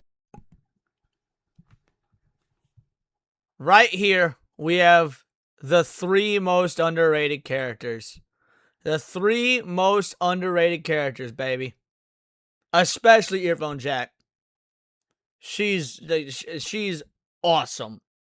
Hero and fully developed. And yes, his Endeavor did have great ultimate character moves. development. Like flying through the sky faster than sound with turbo speed, blinding people with stun grenade, focusing his blasts into armor-piercing shots, or making a big-ass tornado of death. The howitzer impact involves Bakugo spinning himself in midair with his explosions, building up a tremendous amount of swirling oxygen, and then igniting it all for one hell of a boom. He's pretty smart when it comes to strategizing mid-fight. He even developed new techniques for his quirk faster than Deku did. I'm wondering if Reze is going to get the dub, because I think she's a lot more durable. I do. I think she's probably more durable. I don't know that Bakugo is going to be able to outlast her. UA High also aided Bakugo's development by preparing him with his iconic Grenadier bracers, gauntlets that allow him to store up his sweat, gross, for prolonged bouts, or to release all of it at once in a single massive blast. He's also got Red Riot. The redhead's Red Riot. I'm blanking on his real person name, but his superhero name is Red Riot. his hero suit, which or Crimson Riot, and Red Riot's his idol. I think he's Crimson Riot because he idolized the hero Red Riot. So Crimson Riot, yeah. helps him sweat faster in order to build up stronger attacks. Or the Strafe Panzer, these badass turrets mounted to his back that store his sweat as ammo. With all of that, it wasn't long before Bakugo made his hero debut, called the Bombshell Hero, Great Explosion Murder God, Dynamite. Hey, I dig it. The more colons, the merrier. But despite Kirishima, thank you, Tiger King. Yeah, Kirishima. some early wins, Bakugo failed to live up to his own sky-high expectations. He had the makings of a great hero, if only he could get out of his own way and put the team before his ego. Especially when he was kidnapped by the League of Villains, ultimately leading Bakugo to blame himself for All Might's retirement. Something needed to change. So he vented his frustrations in a slugfest with Deku and realized something crucial. That the kind of absolute victory that defined All Might wasn't victory for himself, but victory for everyone. He was starting to become the prodigy everyone knew he could be. I mean, hell, even while he was unconscious, he kept analyzing the fight he was in and coming up with counters. Somehow. You're fucking stealing Rock Lee's shit. Fuck you, Bakugo. Bakugo's yes, Death Battle's incredibly biased, but it's still fun to react to and interact with the chat. Powerful enough to shatter Todoroki's heaven-piercing ice wall, fast enough to keep up with villains like Shigaraki, who can catch light beams, and tough enough to survive, well, being dead? Yep, you heard us. Bakugo was killed, dead as a doornail. And then a single bead of sweat floating through his bloodstream detonated and restarted his heart. If that isn't main character. If they're gonna ass pull the Bakugo dub because of that, I swear to God, bro. Character plot armor, I don't know what is. His stamina is perhaps the craziest thing about him. After all, he is tanking the recoil of all of his explosions. Even with the overuse of his blasts literally tearing his body apart, he kept trying to make him stronger, and eventually his quirk awakened. Essentially, when a quirk evolves to become stronger. Now, by condensing his explosions into smaller and more powerful clusters, Bakugo could enhance all of his techniques. Like the Howitzer Impact Cluster, a stunning achievement in the field of explosionology, or kaboom theory for the layman. Powerful enough to shatter the side of a mountain, or blow apart UA High itself. Judging by the school's size, we can estimate Bakugo's Howitzer Impact Cluster yielded over 300 kilotons of TNT. Imagine that falling on Hiroshima and Nagasaki. And Bakugo's whole deal is you're welcome, Japan. Explosions. It makes sense to science out what a ton of TNT actually is. It's literally the energy contained in 1,000 kilograms of trinitrotoluene, a chemical compound composed of hydrogen, nitrogen, oxygen, and carbon. That's the recipe for kabooms. Now, imagine a pile of TNT as big as the Empire State Building blowing up all at once. That I can imagine it. I can imagine it. It makes my heart so happy because New York City is a communist Muslim hellhole. Yes. Just stack so much TNT in the fucking Empire State Building and just let it go. We don't need New York anymore. I know the Sunday special stream not supposed to get political, but fuck New York and fuck Mom Donnie. It's Bakugo's howitzer impact cluster. And these explosions can launch him so fast, it's like time stands still around him. Like when he covered a huge part of this city in a fraction of a second, almost 400 times the speed of sound. And that's not all. Now he can detonate his sweat remotely, and from all over his body, not just his palms. With all of this crazy bullshit, Bakugo became one of the strongest heroes on Earth, enough to battle and defeat All Might's lifelong arch nemesis, All for One. Yeah, that's right, the main villain. Who's the protagonist now, Deku? Yeah, get fucked, Deku, you scrub. Bakugo literally and figuratively surpassed his childhood idol and proved his mettle as a hero. Number 5 on the rankings and rising. Not bad, Kachan. But more important than proving it to his friends, to All Might, or even to Deku, he proved it to himself. Yeah, whatever. Take that, losers! Sickest quirk in the world over here! Dynamite! Dynamite! Dynamite! Wiz, what happened to you? Death Battle does well enough. We can skip through the plushie sale. Let's just, there we go. Death, war, famine, conquest. Humanity has been plagued by all manner of ills since they first crawled out of the primordial ooze. And the biggest ill that ever crawled out of that ooze was the anime Chainsaw Man. Because Chainsaw Man fucking sucks. If you gave me the choice, if I was the benevolent supreme dictator of Earth, and I had the omnipotence to do what I wanted, but I had to choose, get rid of cancer or get rid of Chainsaw Man, y'all gonna see so many fucking bald kids because Chainsaw Man's going. Fuck them cancer kids, they can keep it. Chainsaw Man is getting outed, bro. Just saying. When's my plushie? The thing about doing plushies is I would need to, because I've looked into it, and there's a minimum requirement of a 200 order, like over 200, a minimum requirement of 200 of them being ordered. So I would need to sell 200 of them for it to be financially viable. In the world of Chainsaw Man, there is nothing to fear but fear itself. Because fear itself is real, and they're called devils. Fujimoto made my wish come true. Fair enough. Literally devils from hell. These monstrous beings are the living embodiments of humanity's worst nightmares, and their power is directly proportional to that fear. So the chicken devil might be so weak you could keep him as a class pet, like, you know, a chicken.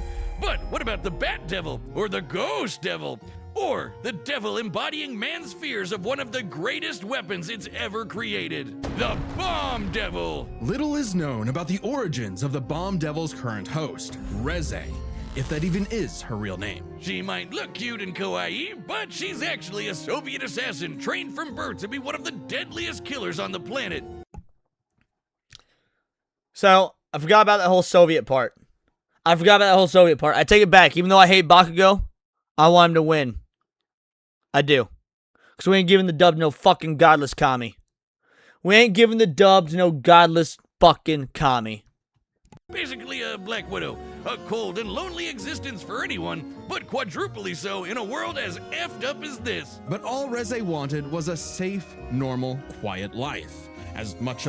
And to be fair, Michael, I'm glad I watched the movie in theater as well. I might not like Chainsaw Man as a story, as an IP, the whole nine, but I loved the theatrical experience of all the people in the theater enjoying it, having fun. It was visually striking. The audio was great. So even though I don't like Chainsaw Man, I liked my theatrical experience with Chainsaw Man. A fable to her as Aesop's country mouse. Too bad! You are now a walking, talking explosive. Have fun. Boom.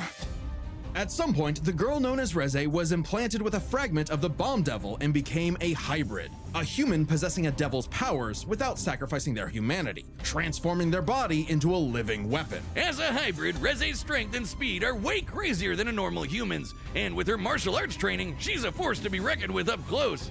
Also, Wiz, check out the bomb for a head! Someone like Reze would eat you alive.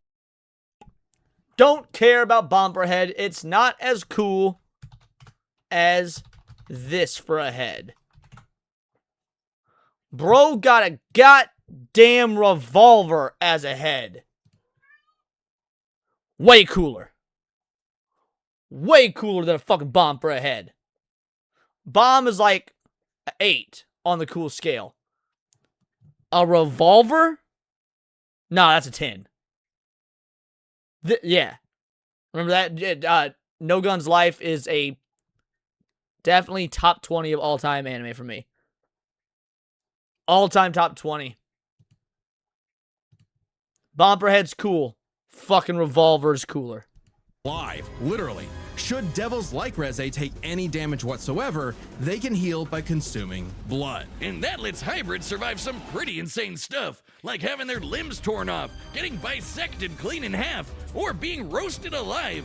Just slurp some blood and they're good as new. Especially useful considering the Bomb Devil's primary ability is literally blowing herself up. Reze can emit explosions from any surface of her body, even tearing off limbs and turning them into bombs that she can detonate at will. Damn, that's hardcore! She can use these blasts to jet through the sky at hypersonic speeds, maneuver and redirect herself in midair, and enhance the strength and speed of her blows. Or Reze can send sparks that can ignite the atmosphere in explosions that tear apart entire cities. That's gonna be the... I think that her explosions are notably weaker than Bakugo's. I actually don't know if this is a fair matchup. Because I'm pretty sure that makes her explosions notably weaker than Bakugo's. I haven't watched the show yet. Does it contain spoilers? If you're talking about Chainsaw Man, you're not fucking missing anything. It sucks. But even if you do at some point want to watch it, I mean, I've never seen this Death Battle, so I don't know if it contains spoilers or not. But this character's barely in it. She's in one movie. Like they were saying in chat earlier, she's in the manga for less than 20 chapters. So you're really not going to miss much anyway.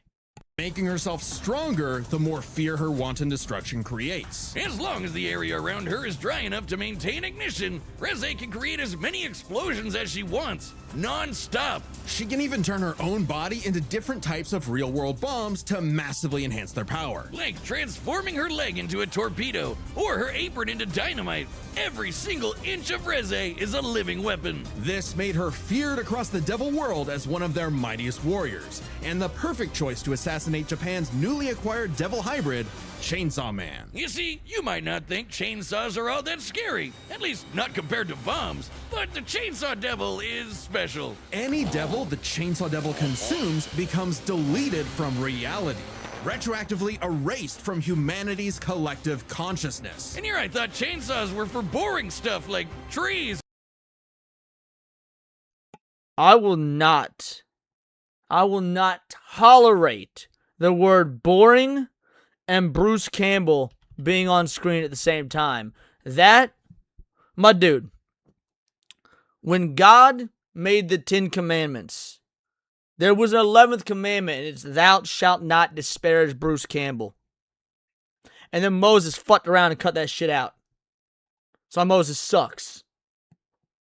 Trees or Texas massacres. Silly me. This ability makes the Chainsaw Devil the most important being alive and invaluable for any global power to control. Except instead of meeting the fearsome chainsaw of legend, Reze met Denji, a dumb, horny teenage boy just looking for anyone, to love. And for once, Reze actually hesitated.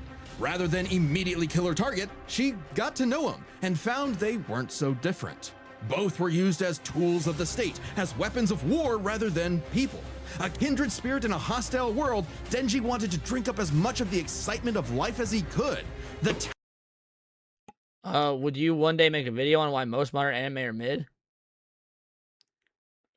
Maybe. That's not really the type of video that I would tend to make. I would more just talk about it during streams.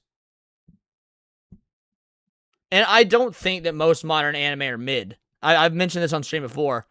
I think most anime is mid. Because most things are mid. Most bands, most movies, most books. That's why the great shit rises to the top. We just didn't realize how mid so much anime was back in the 80s, 90s, 2000s. Because we didn't get a lot of it. We only got the best of the best. So now, when you got things like Crunchyroll and the internet and stuff like that, because we get like 40-ish new anime a season, we get all the great stuff, you know, the 4, 5, 6, whatever great shows per season, plus all the mid stuff. Whereas back in the 80s, 90s, early 2000s, we never got the mid stuff, or the mid stuff we got was fewer and further between. Town mouse to her country mouse. And thankfully, he was super easy for a pretty face to manipulate. It wouldn't be the only time. Reze's nothing if not professional, and she gave Denji one parting gift, to teach him the way devils did battle before he died. As the embodiment of one of the deadliest weapons known to man, Reze's power is off the charts, capable of creating an explosion more than 400 meters in diameter. That's over 4 football fields long. Yeah, I mean, compared this math, the math they did for Bakugo earlier, he really like had citywide explosions. Look up Sturgeon's Law.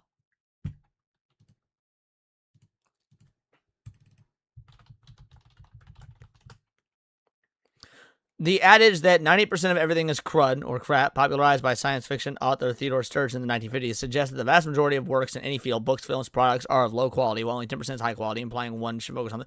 Yeah, I did not know that that's what this was called, but I've always held this opinion. Well, maybe not always, but for a long time, I've held this belief, held this opinion. Like, think about when you went into a Hastings or a Blockbuster, or whatever your movie video rental place of choice was back in the 90s. How many B horror films that fucking sucked but had cool ass box art littered the shelves of the fucking video rental stores? A lot. There was a lot. Were those movies good? Almost every time, no. Doesn't mean they weren't fun or that they weren't enjoyable, but on an objective, technical level, they were not good. Anime is no different. Books, no different. Music, no different. Most things, no different. So while I love anime, while I'm a massive weeb, huge anime fan, I can also say objectively, most anime is not good.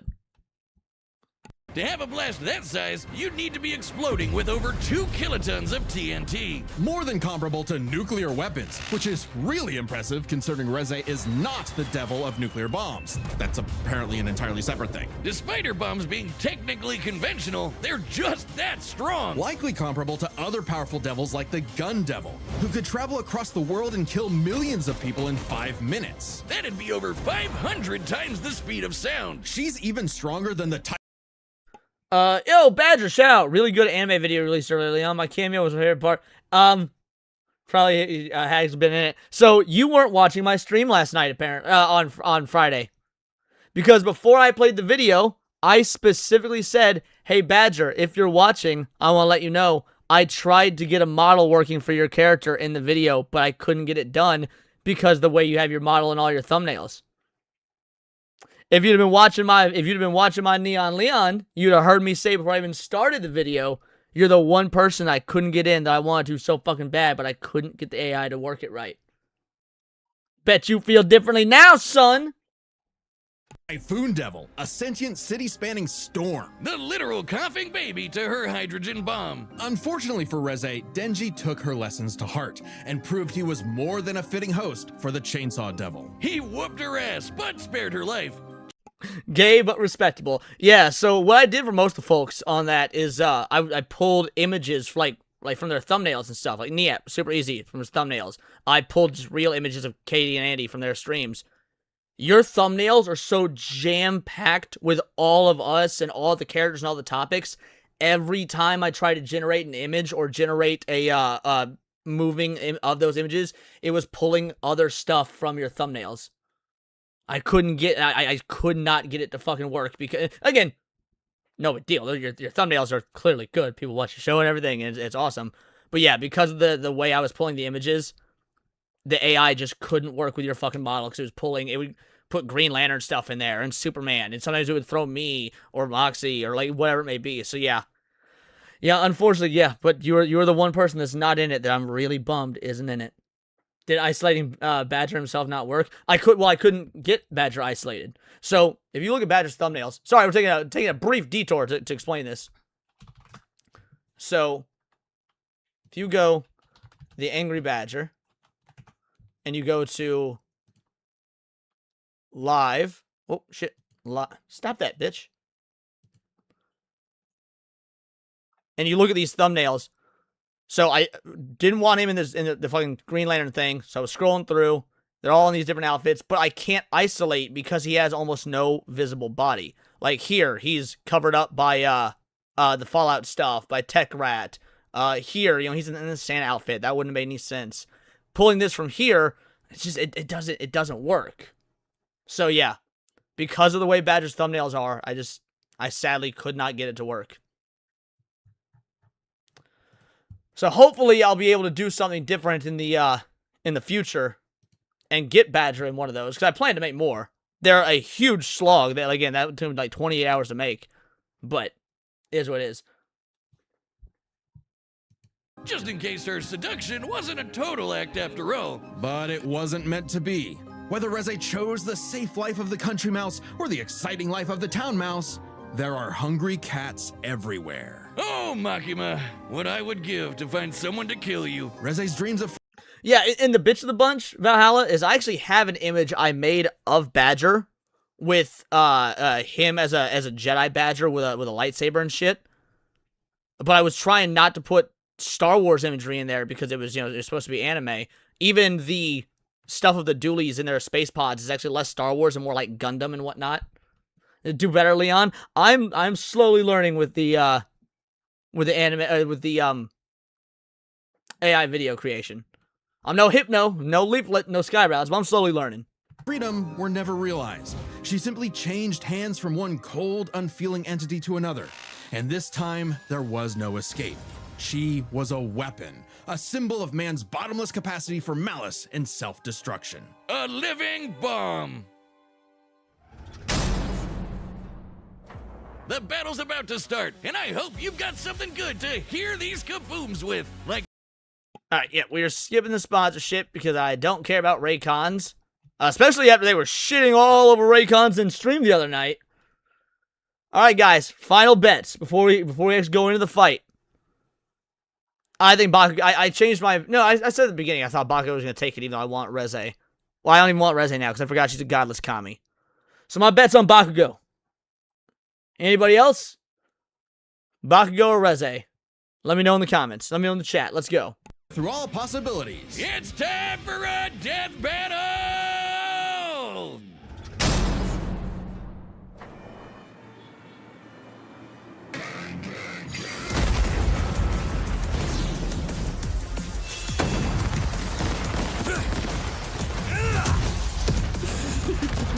I've been sent to collect your head, Dynamite.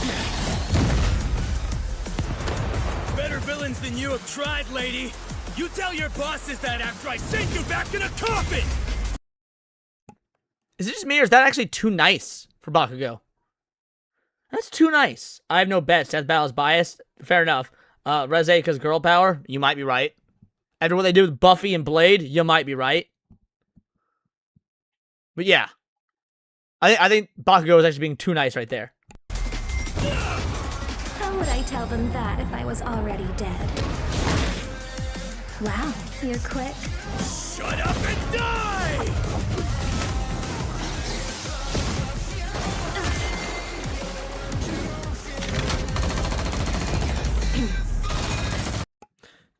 They did a Buffy versus Blade death battle? No, because that wasn't Blade. Whatever the fuck that was supposed to be, certainly wasn't Blade.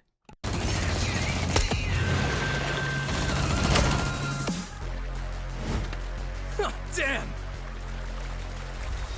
Oh, damn!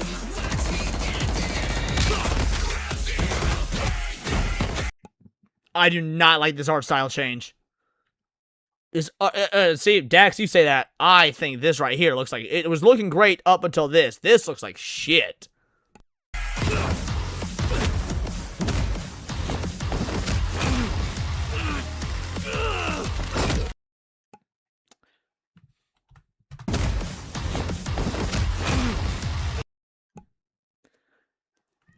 Death Battle.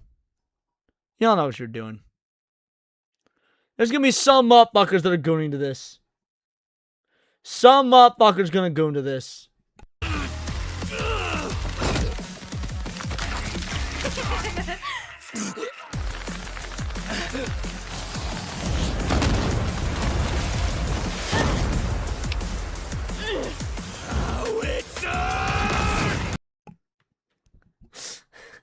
Angry Badger coming in with the 5 Gifted Words Paradise memberships. You didn't need to do that, homie. I appreciate it. You absolute legend. Thank you, Badger. And he hit Epic Mike. That's a good hit right there. Epic Mike's a good hit. Well, shout out, Badger. Thank you. Brother, this is for you. Call it whatever, but if I made $1 for each time I made a racist joke, I would actually have $0. 'Cause I'm not joking. Based? Based? Hello? Shout out, Badger. Thank you. And Aztec, thank you for throwing in the dollar as well. You're a legend. Appreciate both of you guys. Move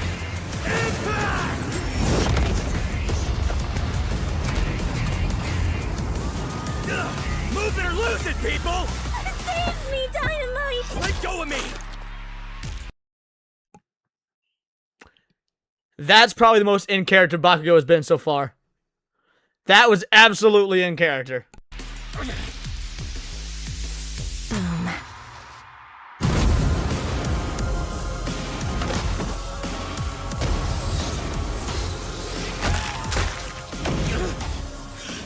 Leave them out of this! For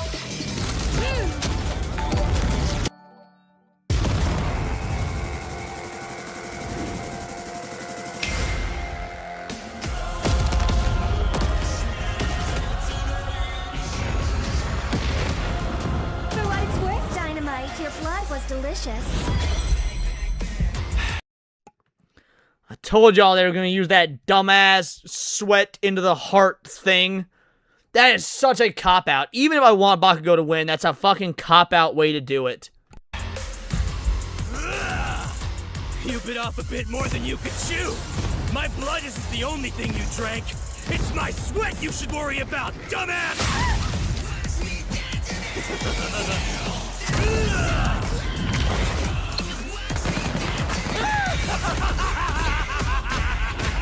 I'm aiming for absolute victory! That laughter was fucking great.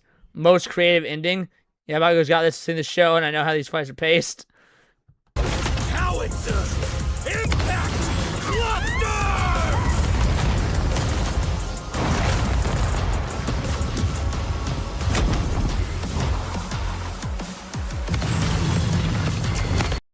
Okay, that was a pretty cool shot. Hold on. That's pretty gnarly. And yes, I agree. I wasn't sold on it at first, Dax, but they definitely got Bakugo right.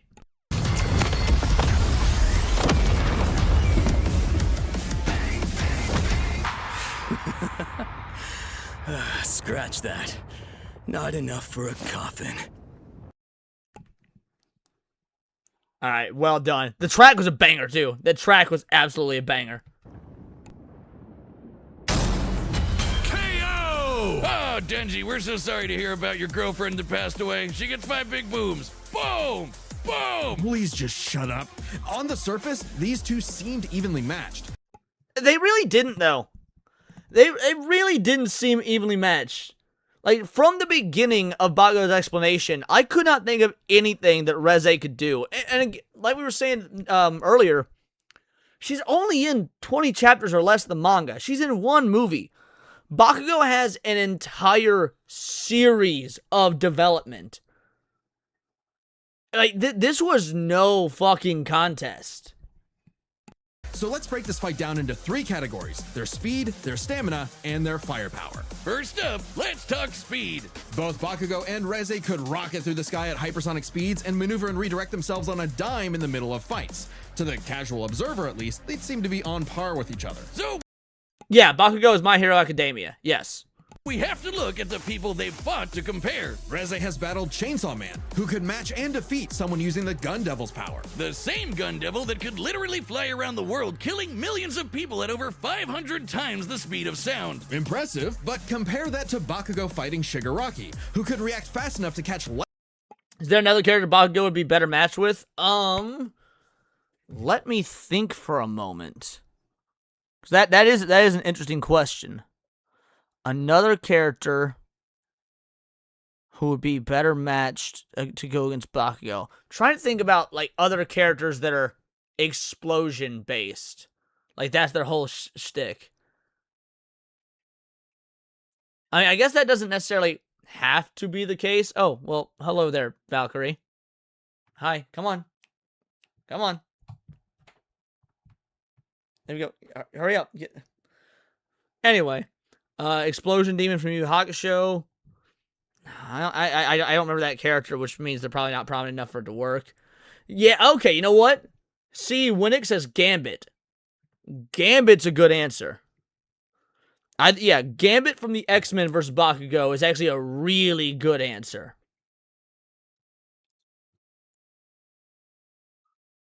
I don't know if I can come up with a better one, actually. That might be the best. Gambit just needs to touch him once, to be fair. Yeah, but does Gambit have the level of speed to do so? Because, I mean, we see how fast Bakugo is. Gambit as high as tier 7? I don't know what that means. Would love X-Men versus My Hero Academia. Yeah, X-Men versus My Hero Academia would be... That'd be tight. Because I was trying to think of someone from, like, the DC universe that had, like, explosion-based powers. But I'm drawing a blank. Yo, Asset Warrior, thank you so much for the $1, homie. Appreciate you. I mean, Gambit's a badass. Gambit is incredibly powerful. Marvel's power scaling, 7 being universal, or was it multiversal? Oh, okay, I did know that. Like, yeah, the 1 to 10 rating, but I don't know what those are. So, Deidara from Naruto Shippuden. Oh no, Bakugo would annihilate Deidara. Annihilate. Deidara is a pussy. Yeah, I like, they've got similar powers-ish, but yeah. Yeah, Dax is right. Deidara is a punk. All Might Spider-Man would be cool to see, I accept. No, I don't think, I think All Might it'd be more like Captain America or something. Now, to be fair, they had All Might versus Guy Sensei, and I think that was a very great fight. Get down from there. One sec, guys. Get down. You're not allowed on my PC. All Might versus Superman is that's ridiculous. Superman wipes. Superman annihilates. It's not even a competition. That's like peak Arnold Schwarzenegger fighting Ricky Berwick. Data is an artist, not much of a... Yeah. I think Gambit's probably my favorite answer that was given. I think Bakugo versus Gambit would be the answer. Light beams with his bare hands. That's over 1,000 times faster. And that was before Bakugo's quirk awakening that made him even faster than that. With reaction speed of that caliber, there's little chance Reze could ever get the drop on. Correct. All Might embodies Superman's principles, not his power. Roy Mustang. Now that's an interesting one because Roy is fire, not explosions. But that would make for an interesting fight. In fact, I think between the two, Roy would win. Roy is more experienced. He is smarter. Mustang gets wiped. No, I think you're wrong, Dax. I agree that Bakugo is stronger.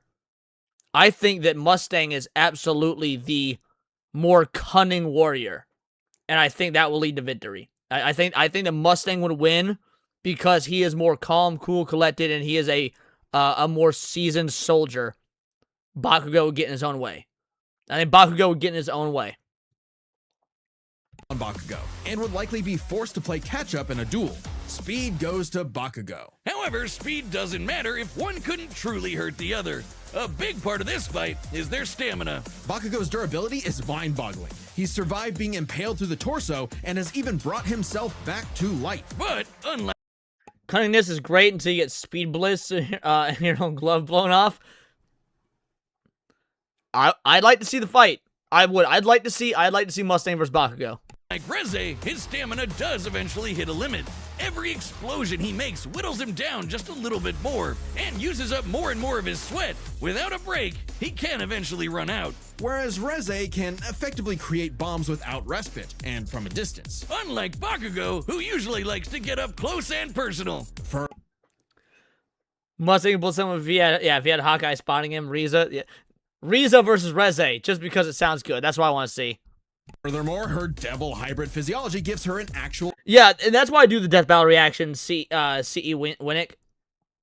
I don't like Death Battle that much, but I love the conversation that comes about it with you guys in chat. Regenerative healing factor, allowing her to shrug off the same kind of mortal blows that would eventually kill Bakugo, main character plot armor or not. If this ever became a war of attrition, Reze had it in the bag. Stamina goes to Reze. Twice versus Deadpool would be an interesting yet hilarious fight to see. I would love to see that simply because Twice is my favorite My Hero character. Twice, Mirio, Gentle Criminal, Froppy,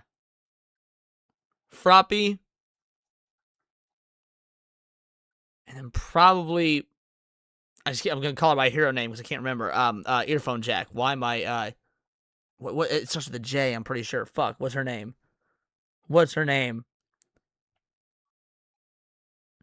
Jui or Jiro. I knew, yeah, Jiro. Thank you. Yeah, those would be my top 5. Twice was done dirty. Mirio, I completely agree. Both Twice and Mirio were absolutely done dirty. I hate Stain, Mervoth. I think Stain is the worst villain in My Hero. I think that the whole, like, oh, heroes are all actually bad and selfish and self-serving, and the only one true hero, the only one I respect is All Might, so I'm going to kill other heroes. Like, it's such a boring, overplayed, pseudo-philosophical concept that I've seen in other anime. I think Stain is a fucking stupid villain. However, it's unlikely it would ever get to that point. The biggest factor in this fight was always going to be their raw firepower. Explosions! First, we gotta compare their 2 biggest blasts, Reze's nuclear-like bomb against Denji versus Bakugo's howitzer impact cluster. And the difference is obvious. I do like his looks. I agree, Dax. Stain's aesthetic. Saying he looks like a Ninja Turtles villain is ridiculously accurate. But yeah, his actual character is so fucking retarded. Based on calculating their sizes, Bakugo's 300 kiloton explosion was over 100 times more powerful than Reze's 2 kiloton blast. And that's what I said. I said that Bakugo's power just dwarfs hers when it comes to explosions. But that's not all. Remember the Typhoon Devil? Coughing baby or not, to create a storm big enough to cover Tokyo's over 2,000 square kilometers, he'd have to be generating more than 400 kilotons of TNT. Greater than Bakugo, right? But that's not all. Again, Bakugo's howitzer impact once shattered the size of this big-ass mountain. And despite being earlier on in the series, it was ginormous. Almost 3 kilometers in radius. Or just over 2 megatons of TNT. 5 times more powerful than the Typhoon Devil, and way beyond anything we've seen Reze do. And this was Bakugo before reaching his full power in his fight against All For One. Bakugo takes the final edge in explosions. And remember, Bakugo withstands the recoil of all his blasts. So even though Reze had greater stamina, Bakugo was more than tough enough to hang on and get his kill shot, especially with his superior speed. And devil healing factors can be overtaxed with enough damage. Hell, she needed to drink blood a couple times against Denji just to keep fighting. Against someone... Problem with My Hero Academia is too many characters that make it impossible for other sides. Would love a series all about Mirko. Why does that name ring a bell? Hold on. I know who Mirko is. Give me a sec.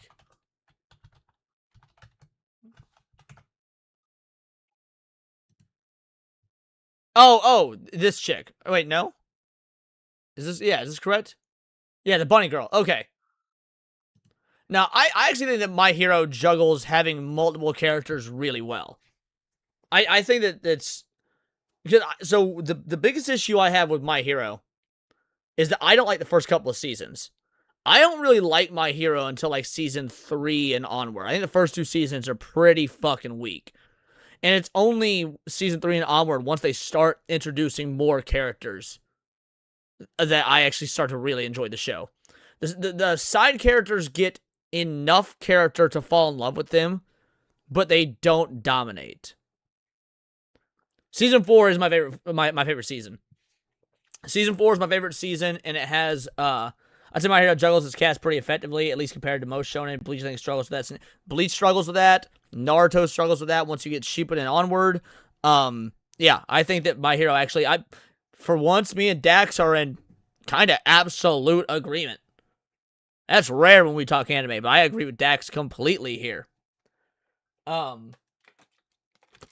Anyway, season 4 is my favorite. The whole school festival arc that's only like 4 or 6 episodes long or whatever is my favorite little mini arc in the entire show. That starts with Gentle Criminal, Deku just trying to get back to the festival, all that stuff, and it culminates in like the band putting on the performance. That's my favorite part of the entirety of the show. Exactly, Dax. It is so fucking wholesome. It's nice to, after everything that went down with Overhaul, to just see the kids be kids. One as fast and powerful as Bakugo, she would not get the chance to heal consistently, or perhaps at all. And what happens when devils die? They Bakugo to hell. The winner is Katsuki Bakugo. Bombshell, hero, great explosion, murder, god, dynamite. Next time on Death Battle.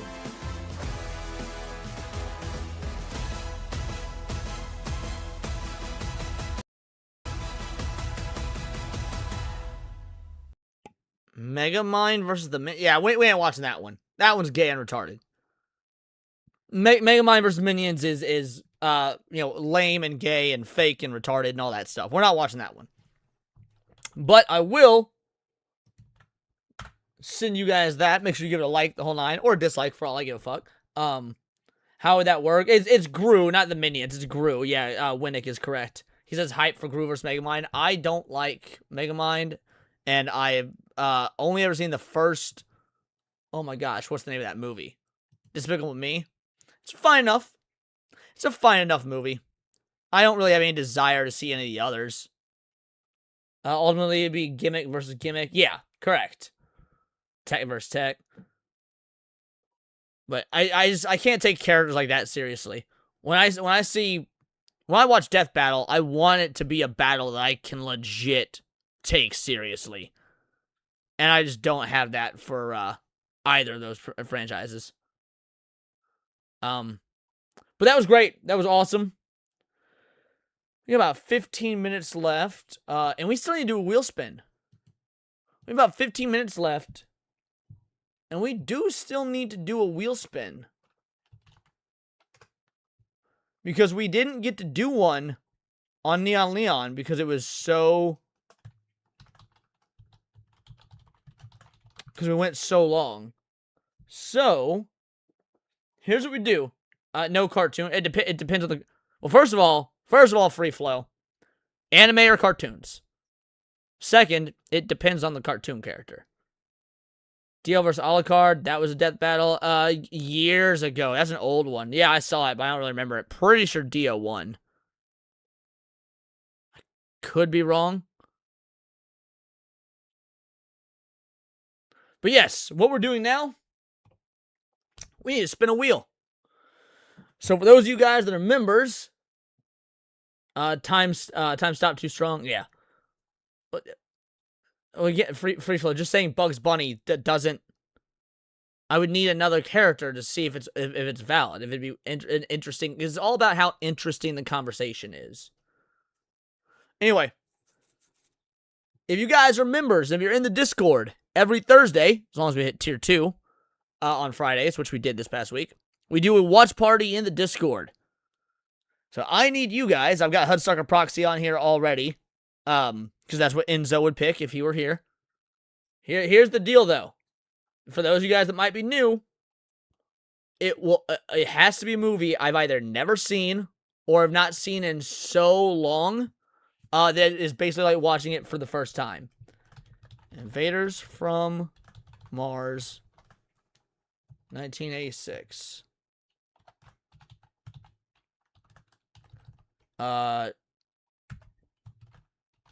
Soldiers. Also, everybody gets one pick. Everybody gets one pick. I've seen Lucky Number 11, so... Dead Man's Shoes. Did you watch it? Recommend. Dead Man's Shoes? No, but you said a super chat, so that's definitely going on here. Shout out, thank you for the 2-banger. I've seen that, Dax. I've seen that multiple times. I actually quite enjoy it. Lucio Fulci Zombie. I like that that's Italian, and Italian horror is usually really fucked up.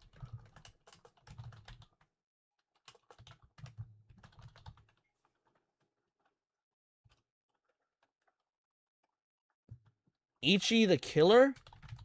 Sure, why not?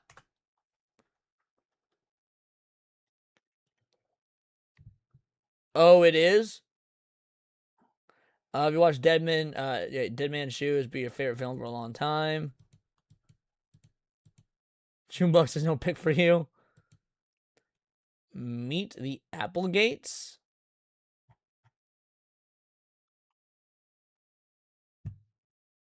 I guess. Hold on, let me see what kind of movie that is. Because I need to make sure it's an enjoyable watch for the audience as well. And that sounds really gay.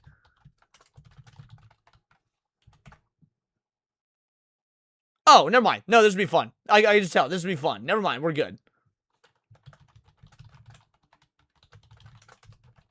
Tokyo Gore Police. The Golem? Let me...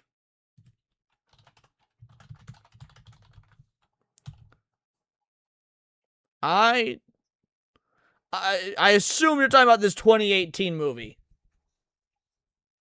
I assume you're talking about the 2018 movie.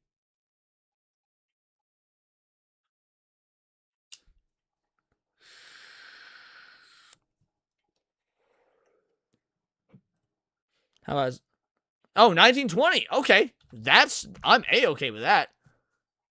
Oh, I know what this is. I've never seen this. Yes, let's do it. Let's do it. That could definitely go on the list. Yeah. Hell yeah.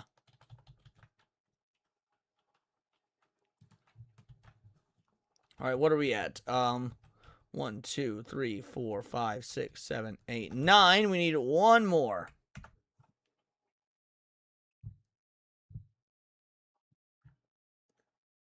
We need one more. Whoever gives the best answer is the one I'm throwing on there. Sum of All Fears. You said Tom Clancy. Is it a war movie? Because I don't fuck with war movies. I don't like war movies. Let me check real quick. I don't want to necessarily watch something with an audience that I'm not going to enjoy because that would just not be fun for people. So let me check. I've seen The Man Who Laughs. I like The Man Who Laughs. Oh, he's a spy thriller. Okay, that's fine then. That's fine. We'll throw Sum of All Fears on there. And yes, that is the movie that inspired the Joker. You were correct. All right, it's wheel spin time.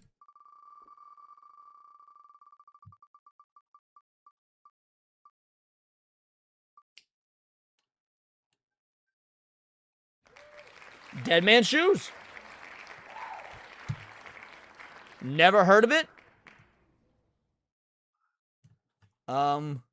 Out of curiosity, Dead Man's Shoes.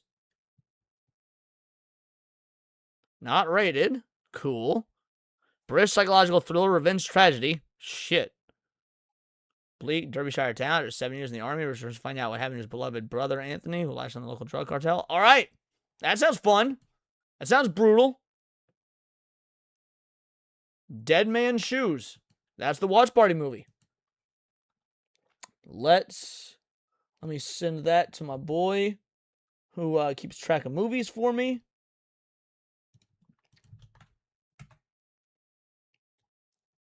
And we will do that on Thursday, probably around 9 o'clock p.m., give or take. And if you want to become a member and join the Discord to watch with us, of course you are more than welcome. Sounds like Old Boy. It did sound a little bit like Old Boy. You're right. It did sound a little bit like Old Boy. But with that, pretty sure Akko's streaming, and I'm pretty sure Cinny is there with her. So, we're going to send you on over to Mama Akko. Because I don't think Cindy has ever been on with Mama Akko before. So I'm pretty sure this is her first time. So it's going to be awesome. Why am I not seeing that?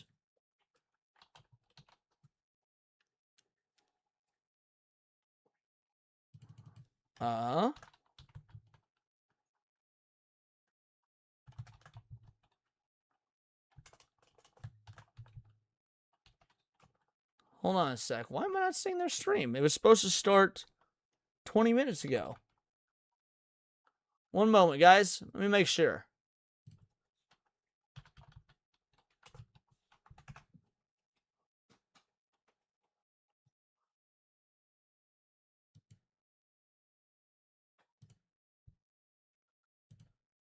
Okay.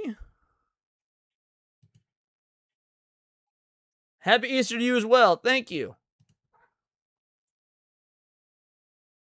She ended 53 minutes ago? That doesn't make any sense. I was told 9:30. And only went for an hour? Huh. I wonder if she's doing a different stream later. DM me the link. The link to what? Let me check.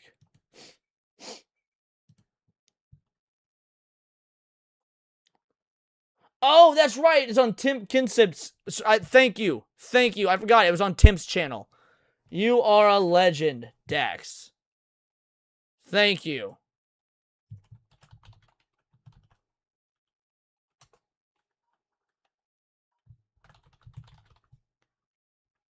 Alrighty. Now, we're going to get our raid on. I want y'all to say Vital Idol Raid. Support Cindy, support Akko, and support Temp. You love to see it. Appreciate you. 45 of you watching, so I want to see all of you shout out to them. Thank you for the donos. Thank you for being here. And I will see you guys tomorrow for Countercast. Until next time, it's all here in the Nerdosphere, and this has been Words of Paradise.